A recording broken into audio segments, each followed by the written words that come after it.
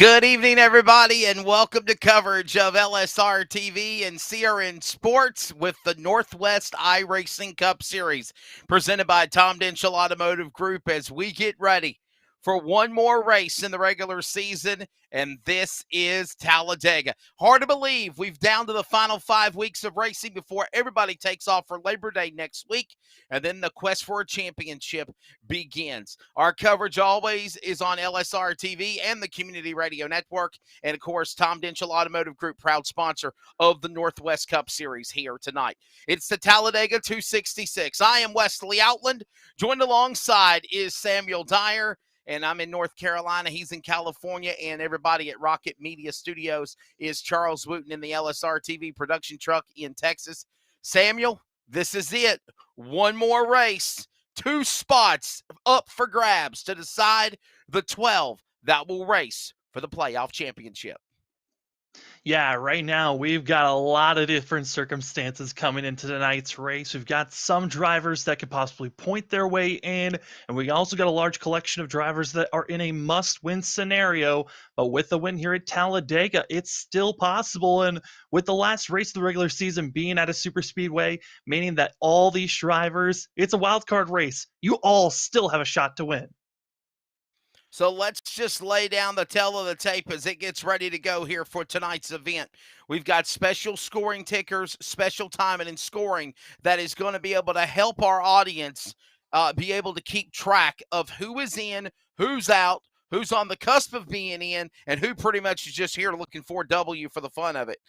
Right now, drivers that are the 4 that are locked into the playoffs by virtue of wins include Jeff Stabnow, Ryan Bloom, Kevin Smith, and BJ Tidrick. Now, those 4 drivers do not have wins this year, but by virtue of being in the points in the top 20, they have locked themselves into Race 4 championship. These drivers that I'm about to mention, Samuel Dyer, have won races, and they're in the point standings. That includes, of course, defending Cup Series champion Sean Brightsman, Lake Peterson, who's been the dominator this year on the Northwest Cup Series, Dan West Jr., the defending Truck Series champion. He's punched his ticket in. Christopher White, Stephen Paulison, and Caden Anderson. And they've all done this by virtue of races. And it's kind of like the NASCAR playoffs that start at Darlington this weekend that ended at Daytona last Saturday night. You look at Stephen Paulison, Samuel. He made it into the playoffs by virtue of winning Daytona. Since then, the other 21 races, he struggled. But that one win and being consistent has allowed him to race in the playoffs. Yeah, and that win at Daytona was on a completely different aero package than what we're going to be seeing here tonight for Talladega. So drivers going to be having a lot to learn, and been hearing a lot of the drivers, heard about anywhere from 30 to 40% of the drivers are going to be racing here tonight have not even really touched this new aero package, meaning it is going to be a complete learning lesson from the drop of the green to the end of this race on if they can learn fast enough to be up front to win tonight. So here we go. Before we give our picks, we're going to tell you about 10 drivers, 10 spots securing. 10 drivers have 2 spots up for grabs. And these drivers that we're going to mention have at least 14 starts tonight and are currently in the top 20. That is Kenneth Garber, Tyler King, Stephen O'Hare, Toby Ritters, John Ottenbacher, Jared Wakefield, Aaron Cooper, Carl Burke, Troy Daggett, and Dan Lowther. Those drivers need a win because they're in the virtue of the points to lock themselves in. We have other drivers that are not mathematically guaranteed to finish, but anything can happen. And if they do win, that could steam them into the top 20 in the points. And those are guys on the outside looking in like Frank Harris, Briar Reynolds, and Corey Walters. So we're going to keep an eye. There's a lot of storylines. I always enjoy the last race of the regular season because it sets the tone to decide who the Fast 12 will be that will race in the playoffs. Now, our picks are in. Hopefully you can put in your chat box who you're thinking who's going to be the winner of tonight's race at Talladega. As always, our producer, Charles Wooten. Who's he going with? Always. He don't even put it on the screen, okay? See again, laziness. Don't even put it on the screen. But he's going with Billy Montana's Jeff Stabnow. Always ride or die, number 24 of Jeff Stabnow. Samuel Dyer, who's your pick? Drum roll, please. Uh,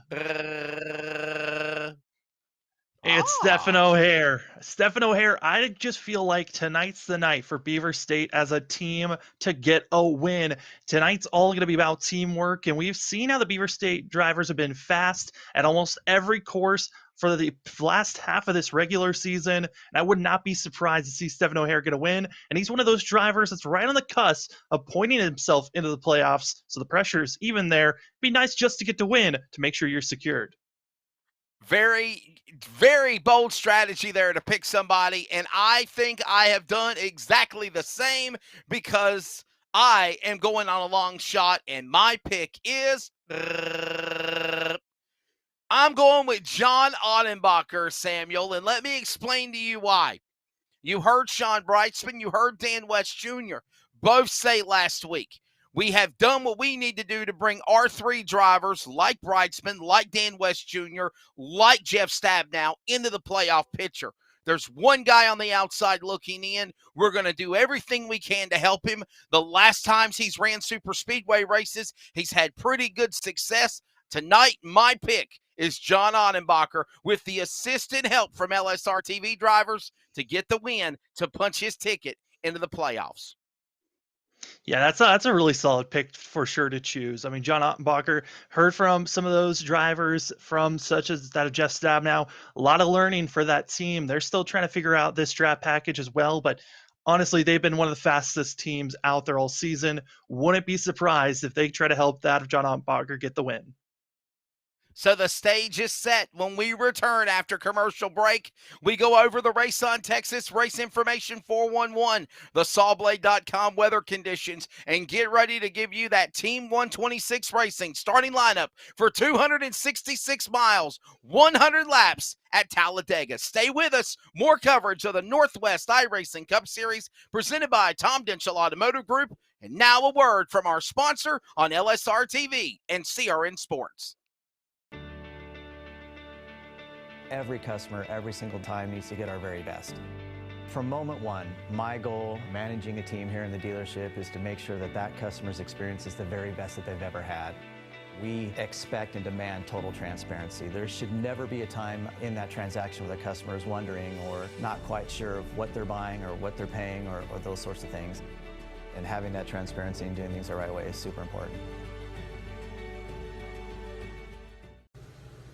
Hey, it's Wesley Outland on the set of the Bull Ring on Speed 51 TV, but I also want to remind everybody that you can keep up with coverage of esports with the Northwest Cup and Truck Series, the American iRacing League, S&B Cup Series, and so much more on your home for sim racing, LSR TV. Of course, remember, you can watch it, and then you can listen to it on CRN, the Community Radio Network, at wearecrn.com. Check us out when you can.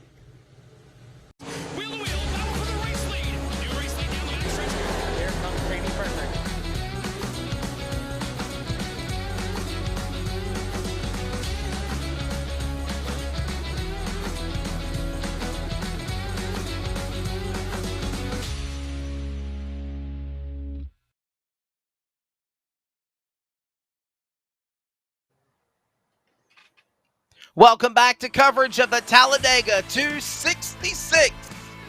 Yes, this is Talladega, 2.66 miles, and we are ready for the drivers of the Northwest iRacing Cup Series to battle it out here in what will be a wild race. We always talk about the big wreck, Samuel Dyer. I know we didn't really talk about it in the introduction, but the bottom line, I'm going to steal is what Charles mocked me earlier. It's not a matter of if, but when. We could see also some crazy racing because of this aero package that I'm understanding the drivers are trying to get acquainted with. Yeah, this aero package the driver's going to be using a lot different from what it was previously in the start of the season. Start of the season was all about, maximizing the draft and how hard it was pulling you and basically launching you to pass other drivers. With this current aero package, it's a lot more of waiting until you can build up that momentum after 1 to 2 laps. And then as a group, you have to make sure you move as a full group of 3 to 7 drivers to move high. Then you could try to make a pass just by 1 driver. And also, the power of the side draft is probably one of the biggest things that's new with this new aero package. If you see another driver side by side on another driver's quarter panel, it's slowing that driver down and allowing the car to move forward that got to the quarter panel. So it's going to be a lot of learning here tonight. But because of there's a lot of drivers not used to this new package, we could see the big one strike earlier than expected. Yeah, for sure. We definitely can. As the clock is ticking down, we are ready to go again here for the race information presented by Race on Texas. It's at the bottom left. 30-minute practice is done. 2-lap qualifying has concluded. We'll give you that starting lineup here in just a moment. And it is 266 miles, 100 laps around this 2.66 mile Talladega Superspeedway. Weather conditions, you couldn't ask for any better. Look at that. It is partly cloudy skies. Track temp just shot up to 105, though. 80-degree ambient temperature. Wind speed is nice and comfortable, below 10. And then you got a track temp of 87 miles an hour or 87 degrees. And again, weather, we'll keep an eye on the track temp. This is daytime conditions. It says it's partly cloudy, but you see the sun on the grid as the cars are beginning to stage. Barney, the iRacing flag man, is ready, and we are ready to go. Over 30-plus cars on the grid. Let's not waste any time and give you your starting lineup. Look at that. Big Bird, Eric Cheney on the pole. The fast qualifier to the outside, Daryl Tidrick in number 45. Row number 2 will find Stephen O'Hare in the 41. My colleague Samuel's pick, and the man that's done pretty good in the last couple of weeks, already in the playoffs, Caden Anderson from Yakima, Washington. Row 3, BJ Tidrick. He's not won since Darlington. To the outside, Justin Yee looking for a win in the 66. Row 4 will find Dennis Moore in the 44. To the outside, Cole Raz in the number 10. He's already got win, but he's outside the points to run for a championship. My pick, John Ottenbacher. He'll start 9th. And Tyler King, the racetrack king, your top 10 in the early going at Talladega. In row number 6, John Ottenbacher does have a friendly face behind him. Going to be seeing that of Sean Breisman and Jeff Stab now in row number 6. And falling back to row number 7, find Dan Lowther as well as Troy Daggett. Both drivers that are in must-win territory. Dan West Jr. going to be starting in row 8 with that of Casey Garber. Garber leading the drivers that could point his way in to the playoffs. Row number 9 for these guys going to be finding Daytona's winner at the start of the season, Stephen Paulison, to his outside, Ryan Bloom. And finishing out row number 10, you got that of James Thurston as well as Briar Reynolds. And for you, Wesley, only top 15 drivers qualified. Everyone else decided to just wait it out and see where they lie. And that'll give you the lineup real quick as Kevin Smith will make up row number 11. On the outside, Carl Burke. Row number 12 on the grid. We'll find the driver of Ray Fournier along with Toby Ritters. One of those drivers needed a good run to be in the playoffs tonight. Row 13 on the grid. We'll find James Vining, the Catman, to the outside. Chris Torres at 99. Row 14 is going to be the driver Scott Hutchinson at 91. Aaron Cooper Bug-Eyes at the 71, starting 28th and starting into the top 30. Will be Frank Harris, a must-win or good finish in the 11 to make the playoffs. Judd Wakefield in the number 50 machine, kind of in that same boat. And the rest of the lineup includes Dana Rogers, Dan Stussy, and Shotgun on the field will be those drivers right there. 32 drivers, understanding who? Scott Hutchinson did not start the race. That's what I'm being told in my headset.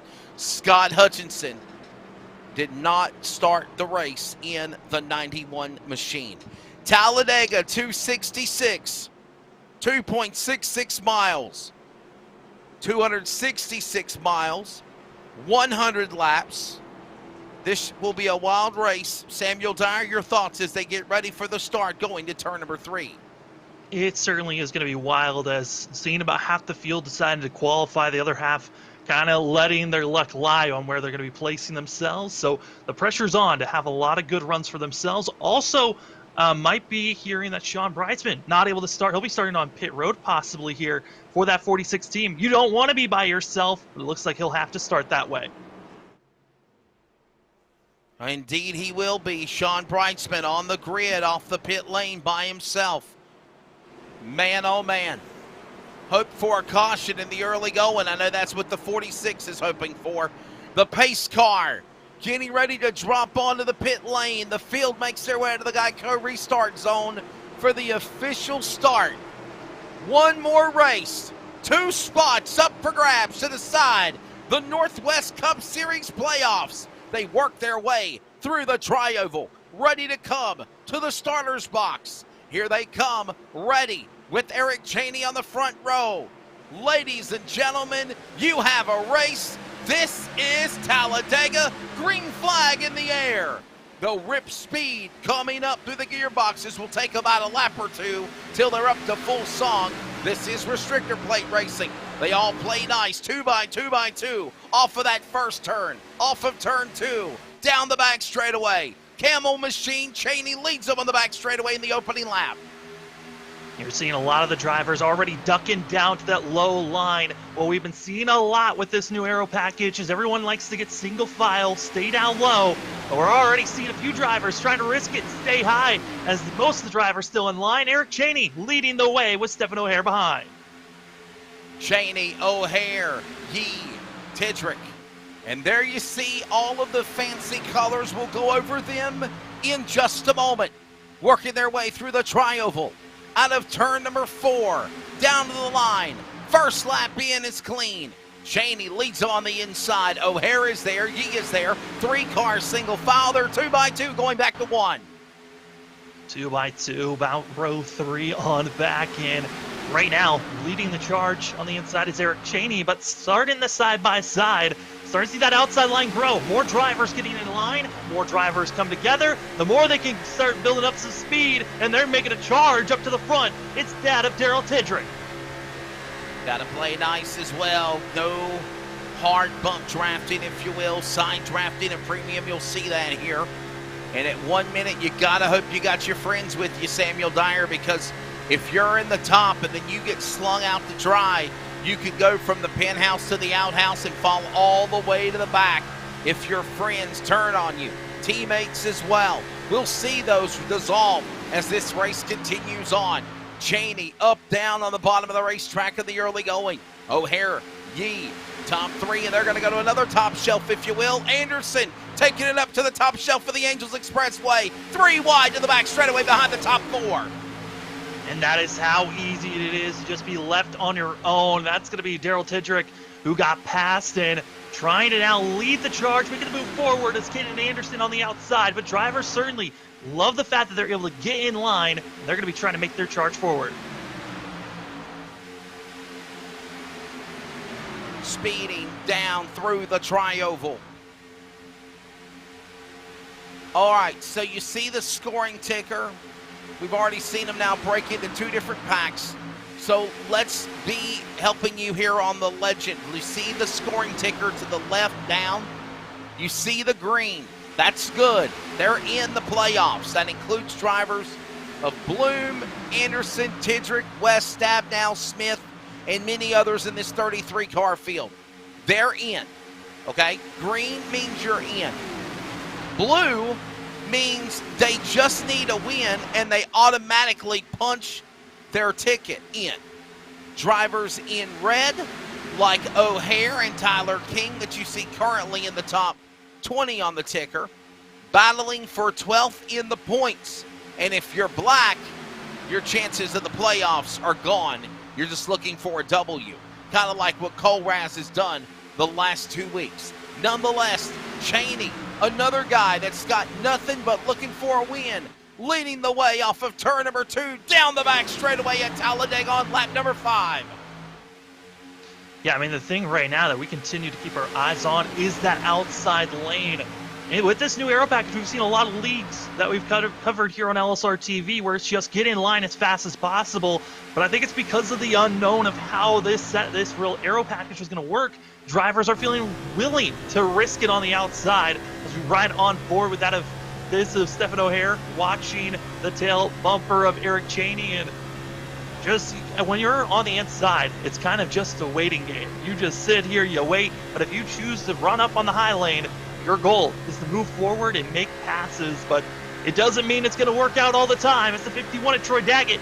He's stuck in the middle, moving backwards as it has been Caden Anderson and Cole Raz. They don't like having someone in front of them. They want to make sure they're the front two of that outside pack. They keep on ditching whoever tries to move up.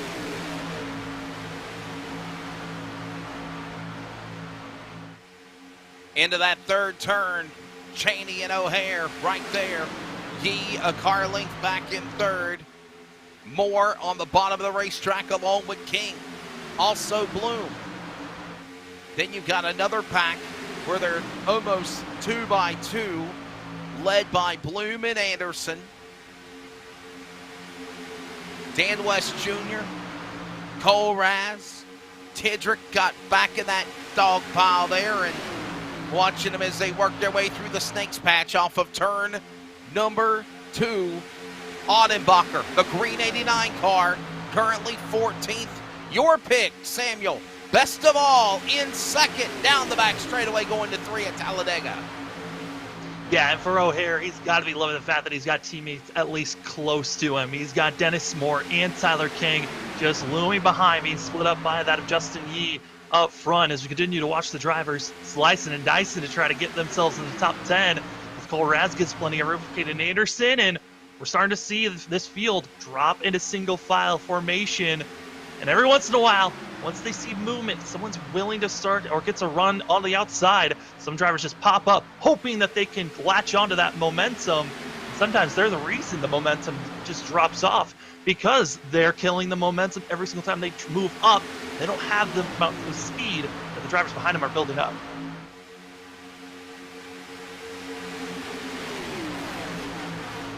Back straightaway inside, single file, top 4 and 5. Then you got them going 2 and 3 wide for a minute. Up the racetrack goes the 24.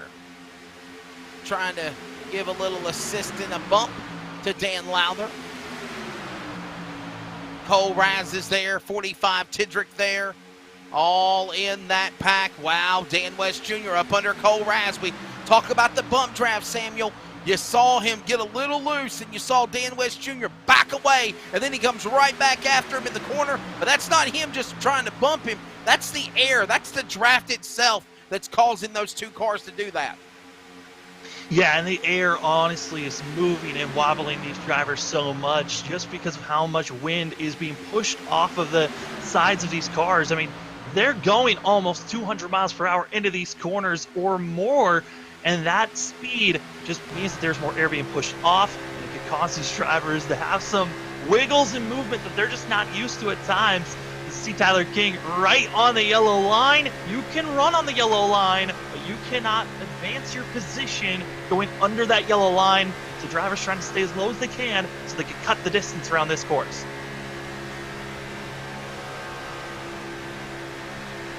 Dennis Moore right now in 4th. You see King and Anderson battle for the top 5. And it is getting antsy behind them. Look at them slicing and dicing, and a wiggle and a giggle and a jiggle and a bobble. And they hold them together. Down at speed of that third turn, inside Cheney, the camel car. What a run for Big Bird. O'Hare to second. Third, Justin Yee, and that pack of traffic works their way off of turn 4 back through the tri-oval. Looked like Caden Anderson might have gotten loose or might have gotten the word, hey, let's back out of this, as both Caden Anderson and Cole Raz move up to the high line. And now they're going to be 3 wide in the middle of this lead pack. This lead pack has a total of 20 drivers all in this group. But you got to be careful trying to make any types of moves, any jostling or hesitation could be bringing out the big one. And you know, another factor we got to watch out for with this bump drafting that we're kind of starting to see some of these drivers do, got to be watching out for their engine temperatures. You could blow up this engine very quickly if you're riding on the back bumper of someone for over 2 laps or more.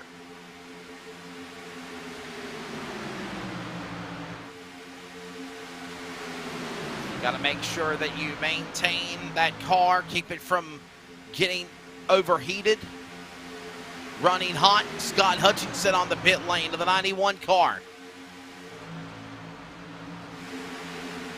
Back on 11 course, the laps champion down. spark plug entry. He was the car that was supposed to start in the race 32nd, but didn't make it. Right now, you got also Sean Brightsman all the way in the back in 32nd. Yeah, both drivers. But you know the for thing that is, Sean Samuel, Bryson, he started on pit road. Yes, but you know the thing is, though, Samuel? Oh! Trouble, turn 3. Carl Burke into the 99 of Torres. Couple of cars going around, bottom of the racetrack, and the caution will fly. Well, I bet you were about to note on that we just needed a caution get back into this thing, and it manifested as your profile persistent replay. You're exactly right, but I was also going to say Sean Brightsman is already in the green. He knows he's going to the postseason, so he can just kind of lay in the weeds right now. But now, yeah, he's back in business. Watch this. Trouble on the back straightaway. Wakefield all up under the back of the 53 of Burke. The bump draft got into Torres. Anderson got his front nose into the driver door of Torres's car. And just like that, we go under the yellow flag. Wow. Just shows one small bump could be so costly. On board with right Anderson. On board with 37. On board with Anderson. We mentioned the bump drafting, Samuel, and this was a good cause of starting this. Yeah, but you can see the black and green. That's Judd Wakefield going to be moving up, trying to give a bump to that of the 53 of Burke. And was on the bumper, and because of the speed difference, that bump got the 53 loose and then got him on the wrong quarter panel. Nowhere to go for the 99 or for the 37. Or the 53 of Carl Burke. Which, by the way, that was the outdoor cast iron cooking pick. And they're all coming down to the pit lane, I believe, Samuel, here in the early going, led by, yep, here comes the number 76. Eric Cheney is in. Me. Remember that? Remember Talladega night, Samuel? Remember me? The Cougar on the car? Talladega? Ricky Bobby? He's the That's Cougar. Justin Yee tonight. That's Justin Yee tonight, the Cougar. The Cougar is with you. I mean, Eric Cheney, what a rebound for himself, starting up, qualified up front. He qualified well last week, but had internet issues for the 76, so could not even run last week at Kentucky. Now going to be trying to have a rebound for himself. But now up front, it's Stephen O'Hare, Dennis Moore, Tyler King going to be your front three. We are under the caution. And this has only just begun. Yellow flag in the early going. It's going to put Sean Brightsman back in the field. Believe that'll give Scott Hutchinson one of his laps back. And we will step away. More coverage from Talladega in a moment. LSRTV, CRN Sports. Talladega in the final race before the playoffs. Chrysler, Dodge, Jeep, Ram, right? Our Ram trucks, truck of the year, amazing trucks. We have fun Jeeps, and then the exciting Dodge and Chrysler products. Lots of performance there, lots of excitement there. They've done a great job in really creating a full scope product line that could suit everybody's needs. Whether it's a family vehicle or a fun vehicle or a utility type vehicle or a big truck, we've got it all for our customers. Hey, it's Wesley Outland, the face with the voice of the Northwest Cup and Truck Series, the American iRacing League that you hear simulcasted on the Community Radio Network. And that's what we want to tell you about. We are excited to continue the partnership of covering esports on CRN, just like we do with all the other broadcasts that I cover in real life, like MAV TV, Short Track America, Speed 51 TV, Fox Sports Radio for college, high school sports. The Community Radio Network does the same thing. In addition to broadcasting real athletics, we're excited to be the radio voice of LSRTV's coverage of the Northwest Cup and Truck Series, presented by Tom Denchel Automotive Group, the American iRacing League, and special events along the way. It's very simple. On your web browser, laptop, tablet, or cell phone, go to wearecrn.com, click on play, and you are able to keep up with the action. It's very simple. The power of radio to the imagination of the listener. Check us out when you can. Esports coverage from LSRTV on CRN, the community radio network. We are CRN.com.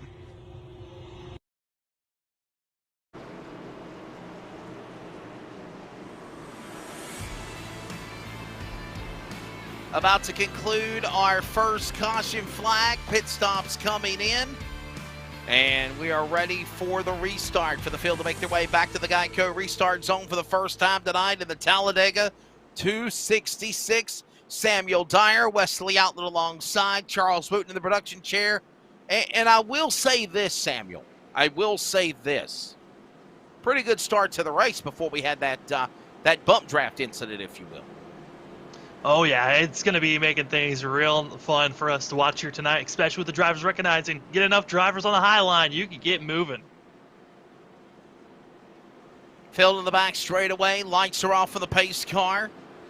Mustangs, couple of Fords up front, Stephen O'Hare, Samuel Dyer's pick. Could the American touch-up Ford go to victory lane tonight? Could tonight be the night?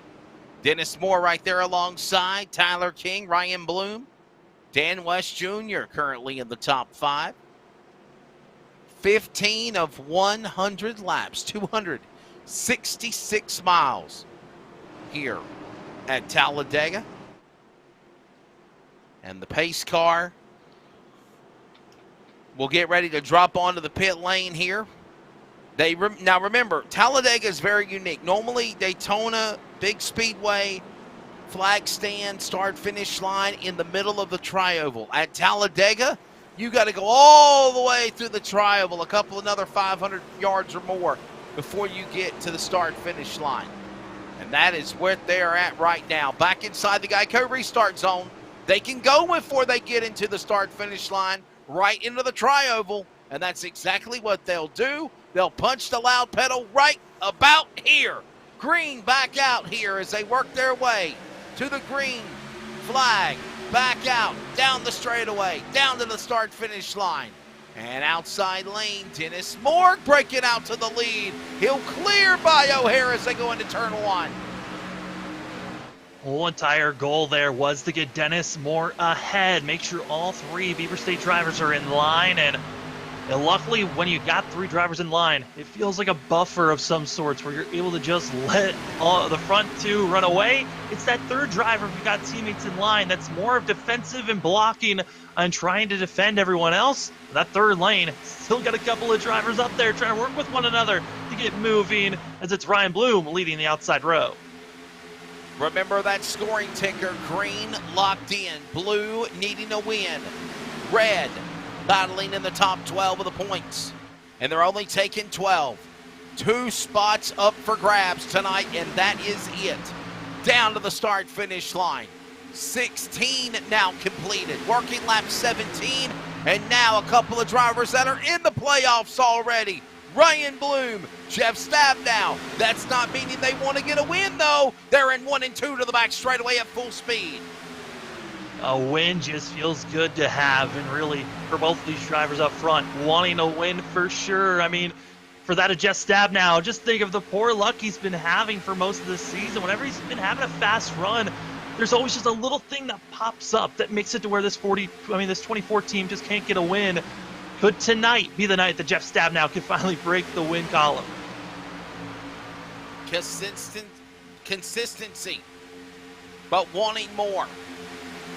Bloom and Stabnow and Moore, and there's a good thing in comfort knowing that whatever happens, those drivers in green, they know if they get caught up in a wreck now and they're taken out and they can't continue, they know their wild card, that is Talladega, their safe haven is they know they're going to the playoffs. They know they're racing for a championship.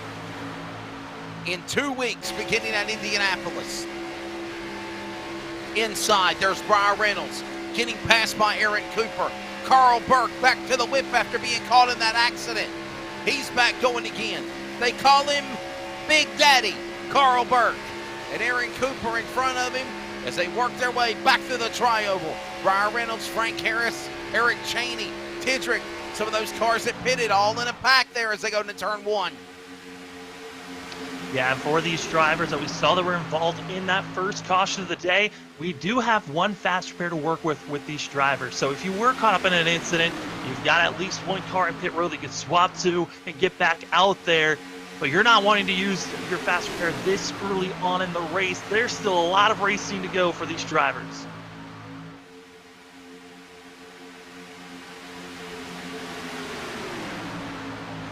Understanding Carl Burke and Caden Anderson both used fast repairs.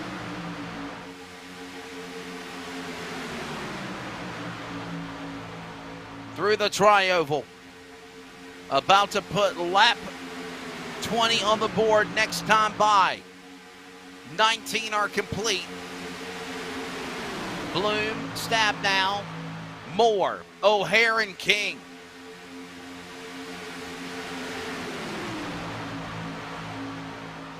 Seeing all the drivers in line. It's the drivers that are side by side currently that I'm getting a little worrisome of. When we saw the outside line really start moving, there was a little bit of a gap that we were seeing between both of the lanes. So there wasn't enough, if they get too close, they're going to be side drafting one another. They're going to be both slowing down and losing speed and RPMs. But there's a little bit of a gap. You can make that outside line work.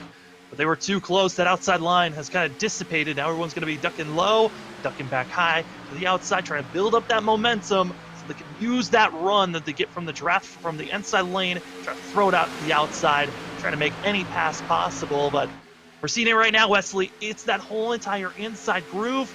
They're feeling comfortable just the line where they're at. That outside lane, they have fallen all the way back to the end of the line. Back straight away into that third turn. Here they come up the high banks. Bloom is there. Ryan Bloom. Jeff Stabnow, 1 and 2. Moore, they're all single file down to the inside, all the way down to Briar Reynolds. Your top 8 cars staying on the bottom. Then you've got Harris and Cheney battling side by side. Also in that mix comes a whole bunch of other cars getting a little loose there. 51, Troy Daggett, Burke, Lowther, Cooper, all getting antsy in the mix as they go into turn 2. They'll save it. Save it. They'll keep on chugging along, and right now we're seeing the drivers getting dicey at the end of this lead pack. And we're also, you can see all the way at the back, there's that further group that's being led like that of Cole Raz. That further group thinking about just saving themselves for later in the race, expecting that front pack to most likely get into another wreck so then they can come back late in the race. They're out of trouble until then. I mean, there's a lot of fast runners that I saw during practice that are in this back pack, but up front, still, we're just seeing everyone trying to utilize this side draft. Derek Cheney just ducking low, trying to get to the quarter panel to slow down Harris as much as possible. And then Buck darts back up, and they're just, right now, everyone's stalling out. There's just not enough drivers on the outside lane. They need probably another 3 or 4 more drivers, and then they'll start moving forward.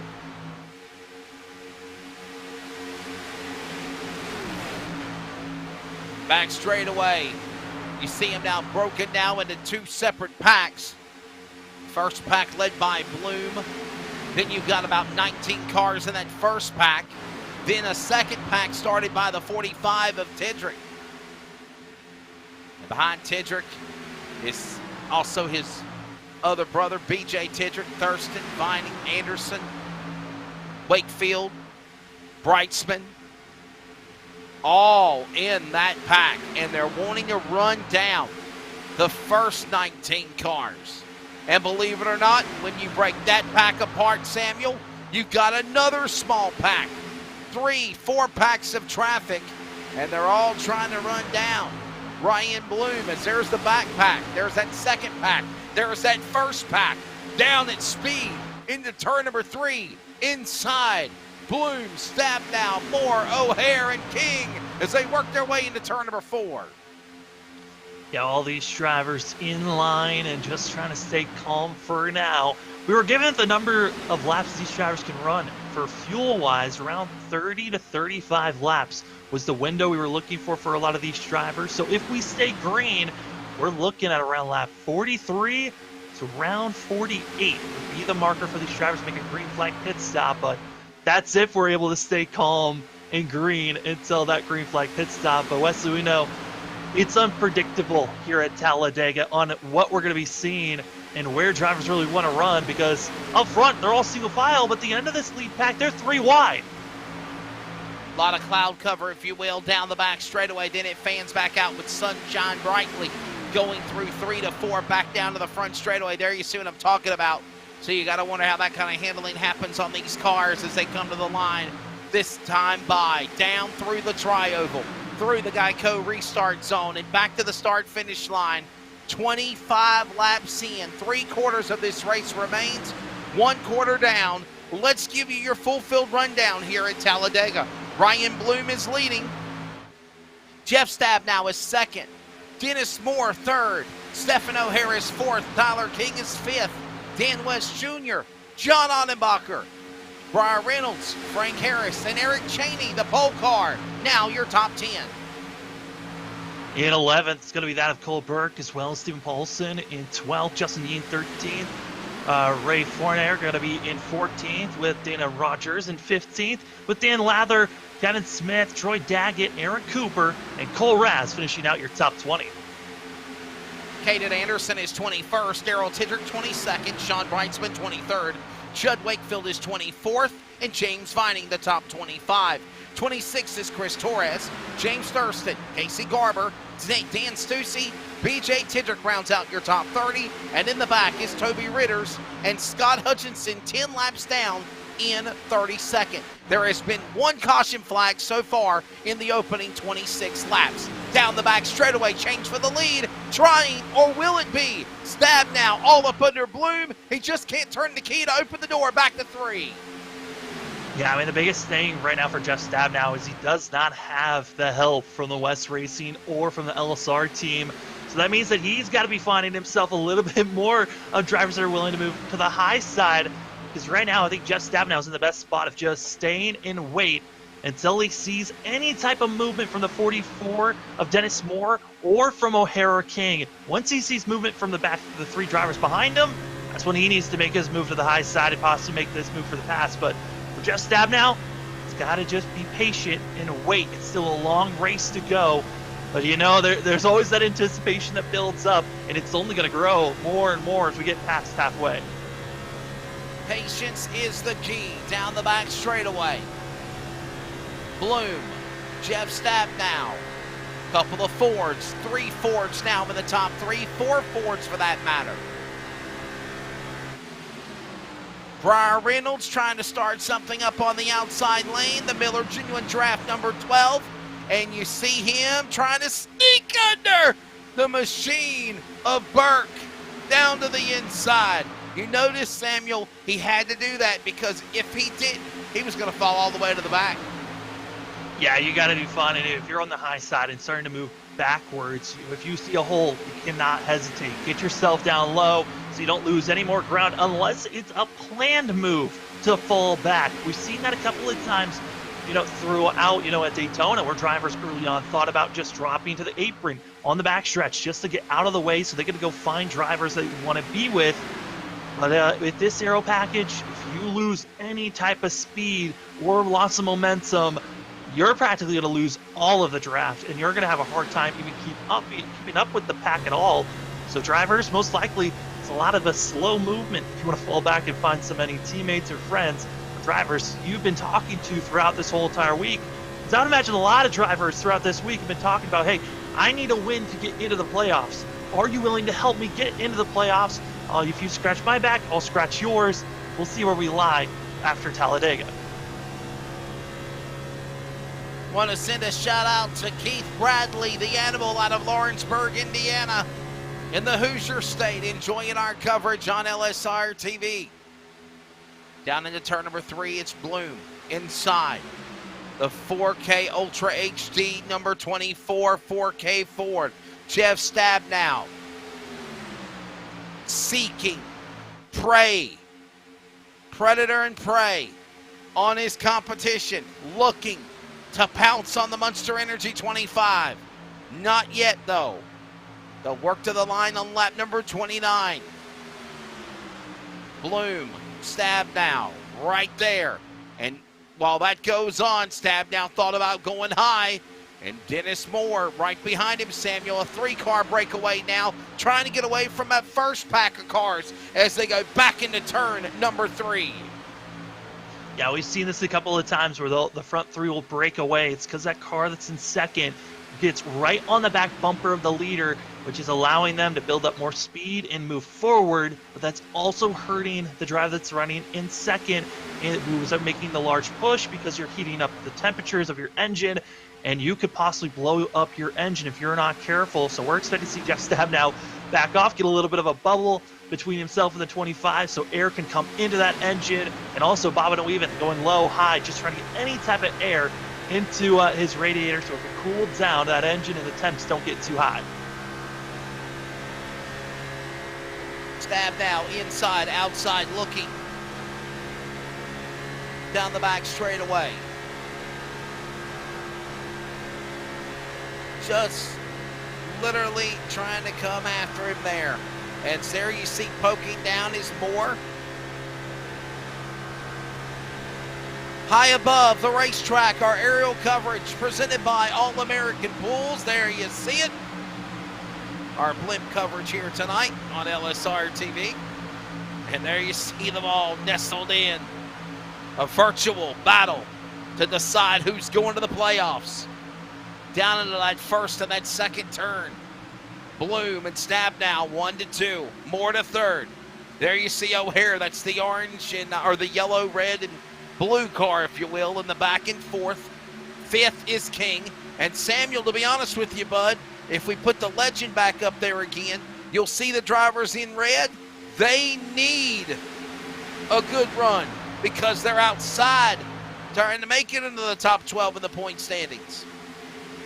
Yeah, there are 3 drivers in red. That is Stephen O'Hare, Tyler King, and Casey Garber. Those 3 drivers, if none of the drivers that are in blue get a win, it is going to be between those 3 drivers that are in red. There are 2 spots open, and 3 drivers trying to get those 2 spots. So it's really dealing the math. How is it going to work out? And, if we don't see one of our blue drivers win, it's still going to be a lot of us to bring out a calculator, see who's going to be in the playoffs going in. But we already know those drivers in green for sure locked in. But as we went to the blimp cam, we're seeing aggressive driving, still seeing aggressive driving. That's going to be Eric Cheney. He has really been trying to move his way forward, and you thought he was going to take a couple of positions there, but didn't find a gap for himself to drop back down low. And after all that hard work that the 76 just did for these past 3 laps, it was for null. He fell right back to where he was after trying to make a really aggressive moves there. But he's still in the top 10. He's in the 10th position. Carl Burke got a good run going for him. And here we go 3 wide again up to the high banks, and Sean Breitzman is right behind him. He's hooked up with Anderson and Raz. On the outside lane, Brian Reynolds hung out to dry. Do I go to the top shelf? Do I go to the inside? He'll go to the top side of the racetrack. They work their way to 3 again. You also see the 23 of Toby Ritter's driver that is only car 1 lap down, but he's working with his lead pack. So he's not running for position, but he certainly, we can see this 23 try to help some drivers potentially get a win here tonight as they are getting aggressive. Cole Raz trying to get another win, if possible, to finish out the regular season. Cole Raz did everything he could to try to punch his ticket into the playoffs, even by sweeping last week. And still, it wasn't enough. He didn't have enough starts. But he is planning to run as many races as he can. And he is looking for W's. And that's nothing better than to do that. Is the perfect medicine. 15 laps to halfway this time by when they come back to the start-finish line. Pit row. The top 6 cars were not pitting yet, and now they're coming to the pit lane. Samuel Dyer. Oh, we got a wreck on pit lane. We got a wreck in the pits. We just saw a car crash. I think it's Frank Harris in the 11, and he took out the cone. Cars are on the pit lane. These are all the cars, Samuel, that were in the top 10 or so and did not pit. Oh, and Frank Harris, to he add insult completely to injury, overshot. overshoots his friggin' pit box by 6 stalls. Are you kidding me? Wow. 7 that's stalls. still not Check a stall. that. 7 stalls. Oh, and he uses his fast repair. It just a complete meltdown just happened there. And I think the biggest issue there for Harris is more drivers coming into pit road. Moore is in. King is in. O'Hare is in. Green flag pit stops. Frank Harris pissed off, squilling tires on the pit lane. Here he comes out in 11. Yeah, Can I mean, you to touch blame him? on that.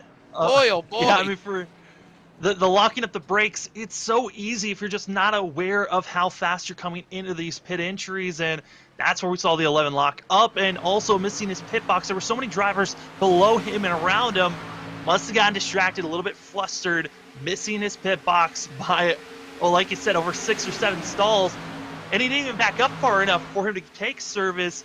Harris going to be all on his lonesome, but might be able to tag along with the Beaver State drivers. And who knows, that could be a 4-car group that could really start to catch up to this lead pack who are expecting to come into pit road anywhere from around lap 48 to 43.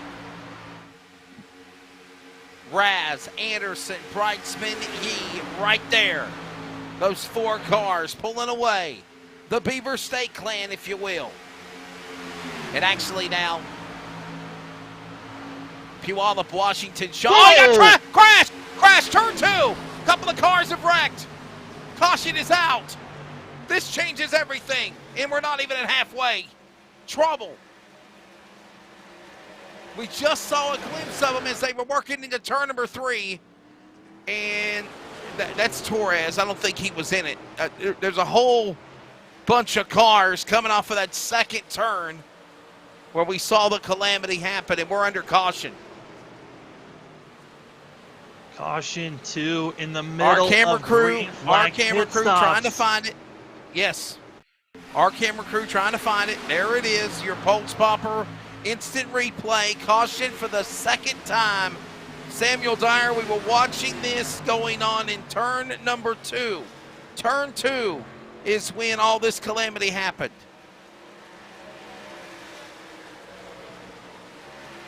Believes that we're still searching for the exact moment of when this caution struck, because man, it was one of those things where we see the lead back, right there. It's that car nice right there, and clean, and yeah, here we go. It's right around Eric Cheney, and that top car right there. Watch this. Oh, it's Tedrick. Tedrick into Tedrick, and who's the other car? That car right there. Is that the 91 Scott Hutchinson? Yes. It wasn't Hutchinson. No, it's somebody else.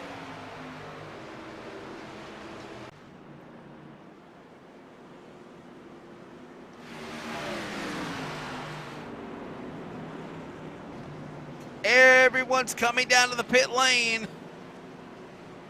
My. I don't like this camera angle. I just don't like it. we'll work on it in the future. Maybe we'll have one by Wednesday as they're in the middle of that's Cole, Raz, and everyone else coming in. But like I said, we were in the middle of green flag pit stops, meaning that Stephen O'Hare are going to be gifted the lead after getting this service done. And drivers hoping that they'll be getting at least a lap back, that were trapped a lap down at the timing of this caution. But we'll keep in mind of where drivers are at. But it's going to be Caden Anderson out of pit road first. The race off pit road. And we are under the yellow flag for the second time. Trouble in turn number 3 for the first caution at the end of the back straightaway. Trouble for the second time at the beginning of the back straightaway off of turn number 2 just below the Sunoco Tower. 40 laps in, we'll be back with more approaching halfway in the Talladega 266 Quick break. LSRTV, CRN Sports. The final race to decide who's going to the Northwest playoffs. Every customer, every single time, needs to get our very best. From moment one, my goal managing a team here in the dealership is to make sure that that customer's experience is the very best that they've ever had. We expect and demand total transparency. There should never be a time in that transaction where the customer is wondering or not quite sure of what they're buying or what they're paying or those sorts of things. And having that transparency and doing things the right way is super important. Hey, it's Wesley Outlet on the set of the Bull Ring on Speed 51 TV, but I also want to remind everybody that you can keep up with coverage of esports with the Northwest Cup and Truck Series, the American iRacing League, S&B Cup Series, and so much more on your home for sim racing, LSRTV. Of course, remember, you can watch it, and then you can listen to it on CRN, the community radio network, at wearecrn.com. Check us out when you can.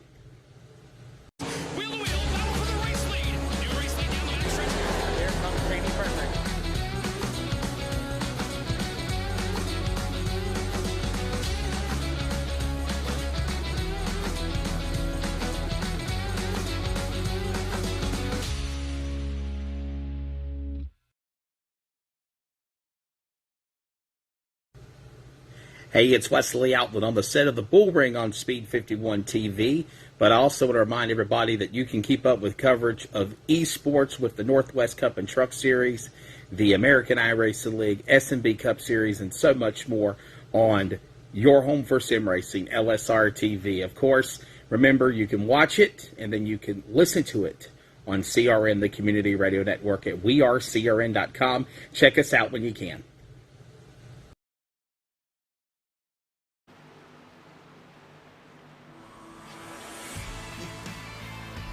Back here at Talladega, approaching halfway in just a short bit.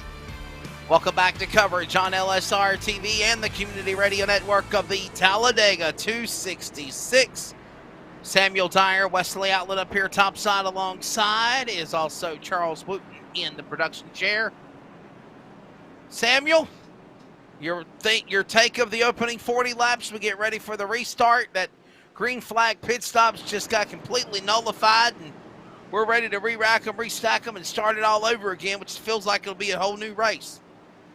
Oh, absolutely. I mean, this first 40 laps was exciting to watch. I mean, usually when we've been seeing a lot of league races with this new aero package, it's been all single file constantly, but we've been seeing some drivers be willing to be aggressive and seeing a large amount of drivers be willing to be on the outside, which has given us a lot of excitement to see in the potential of a great finish later on when this race comes to the end, because it is going to be a good one.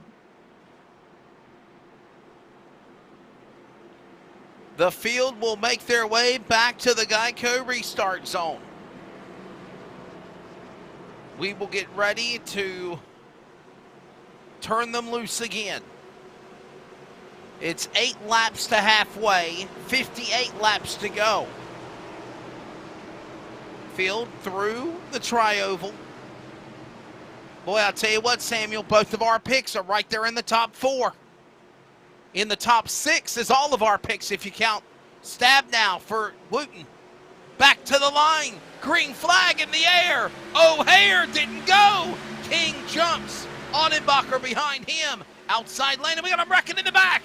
That's Judd Wakefield that just wrecked in 50.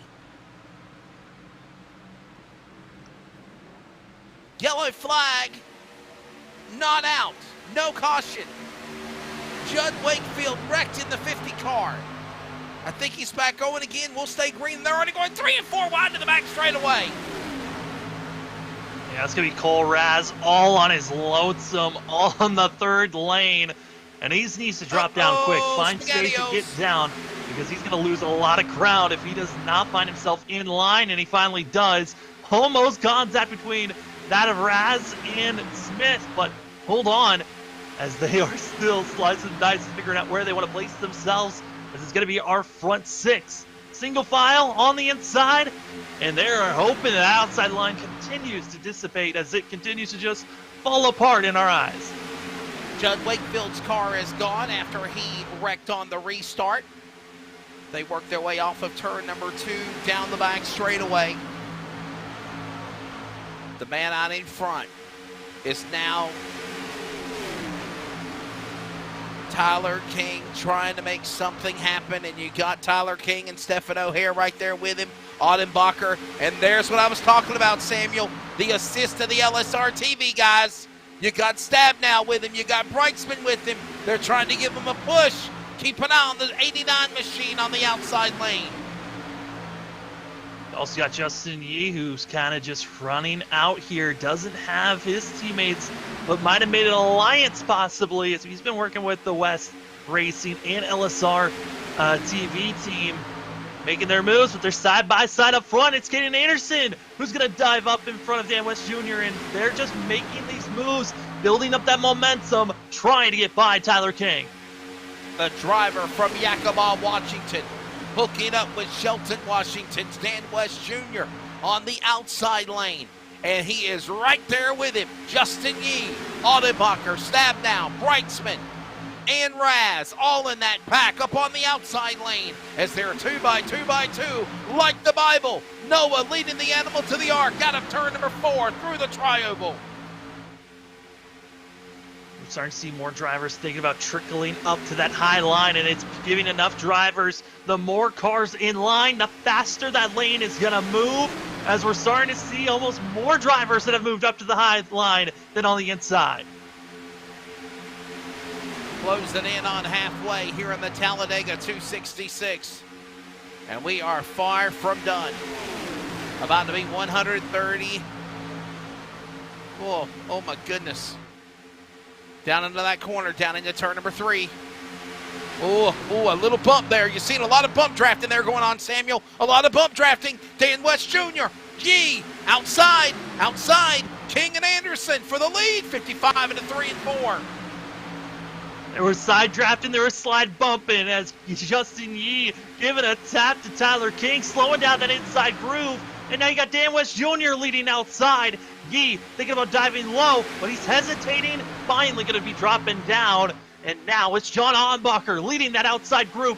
Goal for that of LSR TV team as well as for that of West is to get John Audenbacher to the lead point. And Raz! Oh, he's 3 wide. He almost hit the wall. He saves it. It'll close back in under Audenbacher.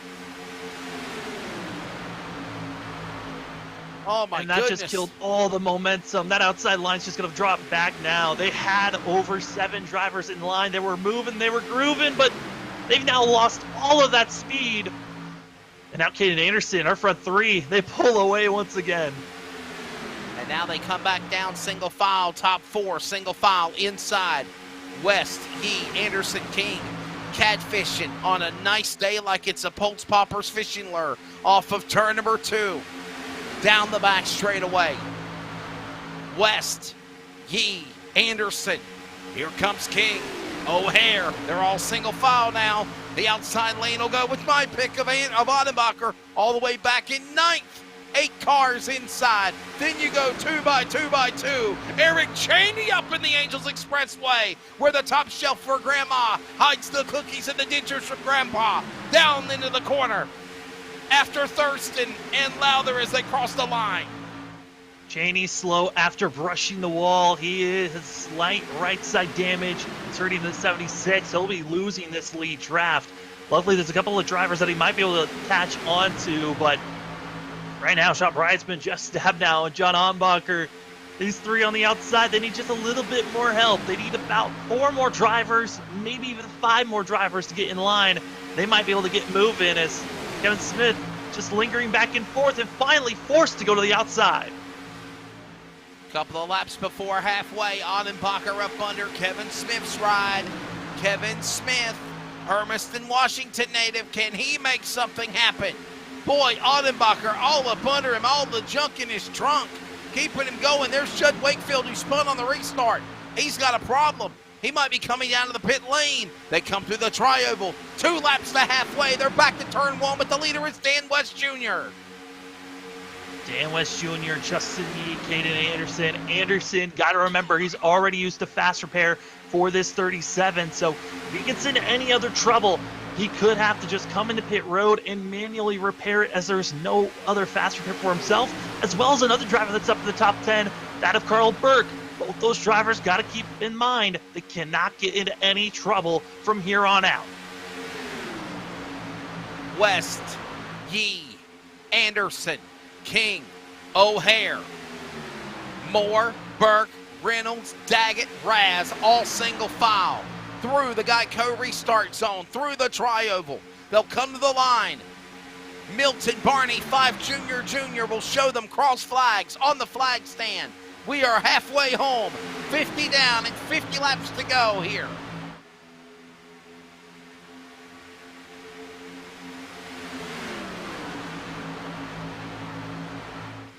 And Dan West Jr. still staying out in front, down the back straightaway, into that third turn, up the racetrack. Anderson now pushed out of the groove. Here comes Raz. He'll hook up with the number 10 machine. And while that goes on, they're slicing and dicing out of turn number 4. Samuel Dyer back to the line as we get ready for the second half of the Talladega 266. Yeah, Cole Raz and Caden Anderson going to be dropping back. They're going to be finding help with drivers that they've already seen success moving forward with. As Caden Anderson going to be dropping all the way back. What's to be the tail end car of this group. The drivers that are lingering back, just holding strong right now. James that of Thurston, the 2, one of the fastest drivers during practice, and he's been just staying in the back half of the pack. If it was early in the race, he was only back in 23rd. He's now just lingering in 17th. This, too, a driver to watch out for, and I feel like he's going to be the one of our dark horses to watch out for at the end of this race. 48 laps to go when they come back to the start-finish line, 47 to go. With Dan West Jr. out in front, Justin Yee the second spot, Tyler King the third, O'Hara's in fourth, Dennis Moore the top 5. Let's give you your full field rundown just after halfway. Carl Burke is 6th, Briar Reynolds is 7th, Troy Daggett 8th, Dan Lowther is 9th, and Kevin Smith, Samuel Dyer, the top 10 in the early going at Talladega. And we find John Ombacher, Jeff Stabnow, and Sean Breisman trying to make that outside line work. Is behind them. You've got Aaron Cooper and Cole Raz finishing out the top 15. Caden Anderson, James Thurston going to be finishing out the top 17. And then you fall all the way back. You find that of Daryl Tidrick, BJ Tidrick, and finishing out the top 20, that of Casey Garber. Judd Wakefield is 21st, 1 lap down. All the rest of the cars that we mentioned are several laps down on the racetrack, including Eric Cheney. Ray Fournier is in 20th. Casey Garber, my apologies. Eric Cheney, Ray Fournier, Brian Bloom, Dana Rogers, Toby Ritters, Dan Stussy, Frank Harris, Chris Torres, and Stephen Paulus in the top 30. 3 cars a lap down or more. Stephen Paulison and Judd Wakefield 1 lap down. Scott Hutchinson is 10 laps down. So that is the way it stands.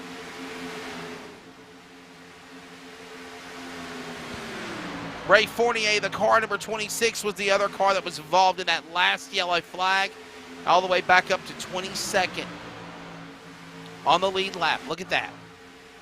While that goes on, here comes the pack. Samuel, when you think they're coming to pit road, when you think we're going to see green flag pit stops, they're going to have to pit before lap 100. They can't make it. Well, if they can keep it clean and green, we're looking at possibly around lap 70 to 75 for the drivers that pitted under the caution. For the other drivers, that's what I was thinking. Around 65 to 40 is their window, but yeah, that's up if they want to stay green. It was getting dicey there for a second in the back half of this lead pack. Certainly was. Boy, they were getting antsy, getting impatient as well. As, boy, Anderson all up under Cole Raz. Bump drafted him like crazy. 37 and 10. Keep an eye on those 2 cars right there. Anderson doing everything he can to get around Cole Raz. And Brightsman just ready to pounce on both of them. This is going on for 13th and 14th and 15th off of turn number 2 now. They're getting by that of Jed Wakefield. I mean, it's more of Louder just below the yellow trying to line. bump. Yeah, it's a lot more of forcing the driver to go forward than trying to pass them. You are trying to bump. When you give someone a bump, it's giving them a lot more energy to surge forward with. But sometimes it works if you hit them in the right spot. It goes great. But if you hit them in a quarter panel, it could cause someone to spin out. That's exactly what brought out our first caution of the day, when just too rough of a bump was given to that of Carl Burke. Drivers can get aggressive, but there's a very thin line of aggressive and wrecking someone. Dan Lowther, remember that story, Samuel Dyer? Last year, he won the race here at Talladega. He needed to win to make the playoffs. He did it and was one of the final 4 to race for the championship finale at Phoenix. That's how much luck you could have if you could win here tonight. Could he repeat?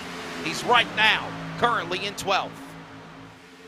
He's got to hope he's got a little bit more magic in that machine, as he's a part of the same similar spot where he is in a must-win situation. If he wants to get into the playoffs, have another shot at the championship 4, he first needs to make the playoffs. But right now, running further back in 12th position, he's got to find friends for that of Dan Lowther, because he has not really shown any pace for anyone to feel really comfortable and confident to push that machine to go forward. As we're seeing this whole entire lead pack getting in line and just being patient and wary until they feel like they need to come into pit road. And they'll stay single file. That accordion effect down to the bottom of the racetrack, they're right there. No one breaking out of line. They slither their way. A little wiggle there, and then they come right back into formation down below the bottom. Turn 4 through the tri-oval, here they come. As we work now to the line, 42 laps to go. West, the leader. Here we go, Stab now in this battle. Brightsman, they hook up, and they gang up on the Beaver State drivers of Raz and Anderson. And they go down. Stab now. Brightsman into the top 12. And luckily, we were able to see that pass go pretty quick, because if they had stayed side by side for too long, they actually would have lost that lead pack at the draft of it. Just making it a little bit of a switch up of which teams you want to be working with. And now for that, Cole Raz and Caden Anderson, they're just going to have to linger back behind. And they're going to be patient, wait and see who's going to be the driver that wants to move up to the high line first. Or wait to see if anyone really wants to even make that decision, as this is your second pack of drivers that's being led by John Ottenbacher. Ottenbacher falling all the way back into the top 20s in 16th, 17th now. Tidrick just passed him, and now he's trying to kind of fight his spot back there with the Tidrick family. You've got BJ Tidrick, Daryl Tidrick right there with him, James Thurston, Eric Cheney, Big Bird. He might have led at the beginning of the race, but now Big Bird falling back fast in that camel car. Yeah, right now they need to get in line quickly. If they continue to stay side by side, that third pack might catch up to them. That's being led by Ryan Bloom, but up front is the lead pack. They're 2-3 wide once again, and it's going to be Dan leading the charge. Now it's going to be Kevin Smith moving up to that high line, but the hesitation from the 00 is making me concerned. It could be making moves like that. Got to be watching out for that high line. Boy, Kevin Smith, Cole Raz about tangled up on the outside wall, on the safer wall barrier out of turn 2. What a save, what an attaboy for both of those drivers. And I think they realized, okay guys, we better get back in line and go single file here. And that's exactly what they're doing. Yeah, I mean, it made sense on what Kevin Smith was trying to do. He wanted to be that lead driver, get a little bit more of the draft from the inside, and then pop up and try to be an anchor point for the drivers on the outside to move forward with. But he hesitated. He jostled back and forth too much. And by the time he popped back up to the high line, got the bump he really didn't want from the 63, and it jostled everyone up. Luckily, everyone's pretty much still connected to this lead group, But Cole Raz and Caden Anderson, they have lost this lead group. We're now down to just 13 attached to this lead pack. Raz lost ground. Anderson did as well. They got to try to reel them back in. There you see those two cars by their lonesome. They need to get in that two-car tandem and try to help push each other back up to run that car down of Stabnow in 13th and 12th. As now Smith is climbing the ladder. Boy, he picked off a couple of cars. Got around Brightsmith, got around Lowther, got around Stabnow. Kevin Smith from Hermiston, Washington, moving his way now into the top 10, the 00. Yeah, 00 blinking a little bit there, showing internet issues, and he'll be falling to the back, trying to not to influence anyone that he's around, hoping to not lose this lead pack, as long as he can get back in line as quick as possible. As you saw there, Toby Ritters had to come into pit road, one of the drivers that went with the wave around under our second caution, and he needed to come into pit road, but had to come in by himself, the 23, a lap down and losing ground by himself.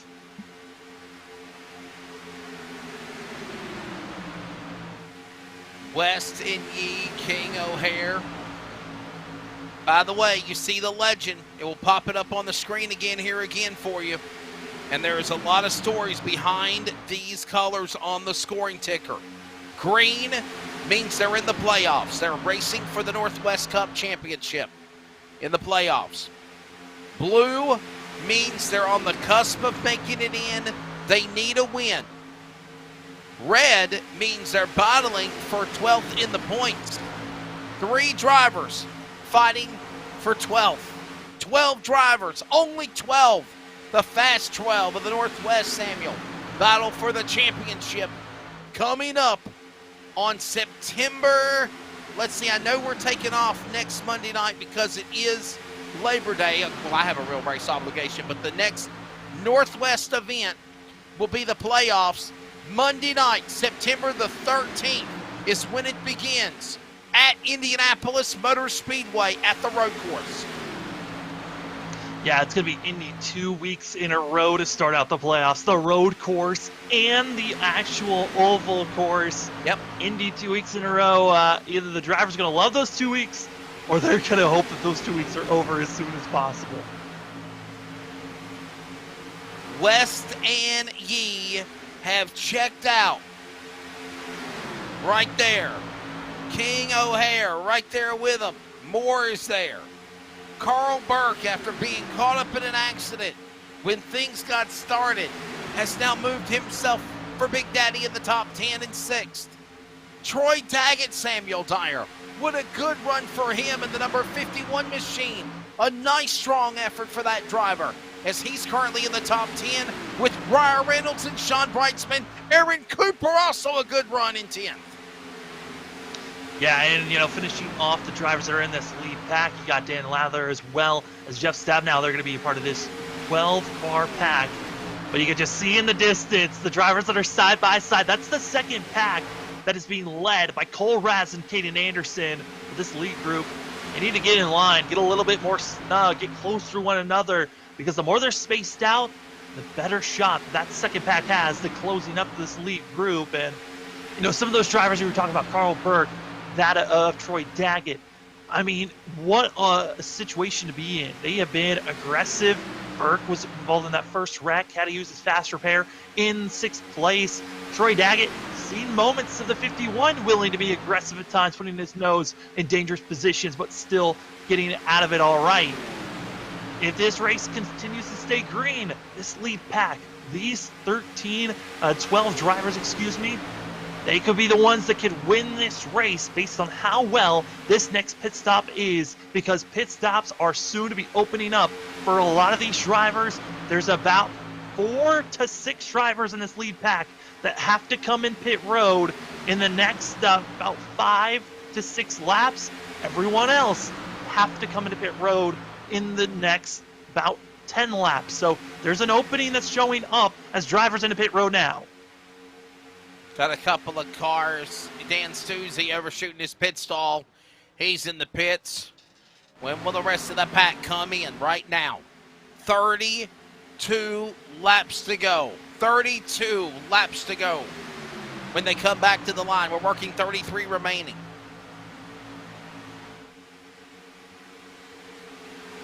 Lap 69, 70 is when our producer thinks they're coming to the pit lane.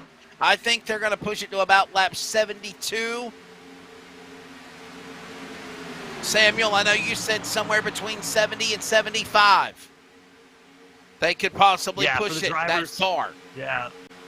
For the drivers that pitted under the last caution, they can go to 75. That is the window that they can push it out the furthest for themselves. Maybe if you've been in one of the drivers in the middle of this group, saving themselves some fuel, possibly, but caution waves. That's your time for your pit road. Yellow flag, caution out. Daryl Tidrick just below the flag stand. Number 45 losing it. And the yellow flag is out for the third time here at Talladega.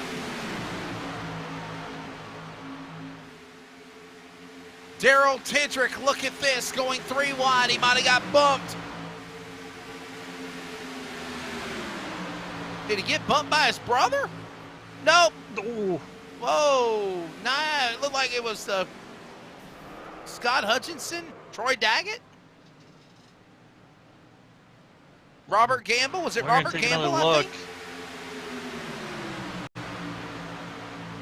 I do know, saw the 2 also involved in that one. And oh, man. Just contact from Bloom initially. South. Oh, it was Catman, James Vining. It was the Catman. No, I think it might have been. Oh, man. Just they're bumping all over the place in the second group. Yeah. Oh, he got the left rear. Vining hooked the left rear, got into him. Now Thurston nowhere to go. He got crashed as well in the 2 car. Oh, my goodness. 30 laps remaining. Samuel, they're coming to the pits, bud. There ain't no ifs, ands, or buts about it. That pace car is going to be lonesome by himself. The entire field is coming in, except maybe for Dan Stussy, who just pitted a moment ago in the 78 car. Yeah, expecting all these drivers to come in. And this is going to be in the window for the drivers to make it to the end. But right on the cusp of if we go into overtime, if this is going to be good enough fuel run for these drivers. But we've seen the aggression level. It's built up. It continues to build up each and every lap. I'm expecting on this restart, people are going to get aggressive because they're starting to run out of time to move forward to have a shot to win this thing. Field on the pit lane. Dan West Jr., Justin Yee, Tyler King, Stephen O'Hare, Dennis Moore, Judd Wakefield, Robert Gamble, Troy Daggett, Dan Lowther. Jeff Stabnow overshot his pit stall. What a veteran mistake to make. Carl Burke, Dan West Jr. is out. Here comes the rest of the field. Justin Yee, I believe, beat everybody out of the pits, though. 66, Justin Yee. Justin Yee able to get out, and Carl Burke. Burke only going with fuel only, it looks like, for that 53 team, as they now all get to race it to the pace car. So, while we're under the yellow flag, maybe we can go inside of our broadcast position and maybe kind of give a recap of things here so far, as should be a wild race right now as we welcome you back inside the broadcast booth. Wesley Outland, Samuel Dyer is right there as well. I got it finally, right? Did I get it? No, I did. The first time I had it, I messed it up the second time. First time right. So my left, your right on the broadcast. So there you go. Yes. Yeah, it's opposite for us. Samuel, you're of the race so far. I think it's only brewing for a climax. I know we've had a couple of caution flags. This thing is far from over, and I think patience is slowly but surely wearing thin. Yeah, I mean, we were told that most of the drivers in this field were used to the old aero package, where it was always side by side racing 2-3 wide at Talladega at all times. But here tonight, drivers are forcing it to be side by side, it looks like at times. Oh, A yeah. lot of bump drafting. We've been seeing a lot of drivers wiggling all over the place and also giving a lot of potentials of a lot of wrecks. And we've seen a lot of drivers being caught up in wrecks, but what we deem the big one, we feel like still It ain't hasn't happened yet. hit and still is possible. Yeah, it ain't happened yet. I don't think it's happened yet. But I'll tell you what, you got so many drivers that we're thinking of that are trying to. I'm seeing a lot of help going on. I'm seeing a lot of give and take right now, Samuel. But I think as we move down to the final 10, 15 laps to go, it's going to be everybody for himself. There might be a couple of helps along the way.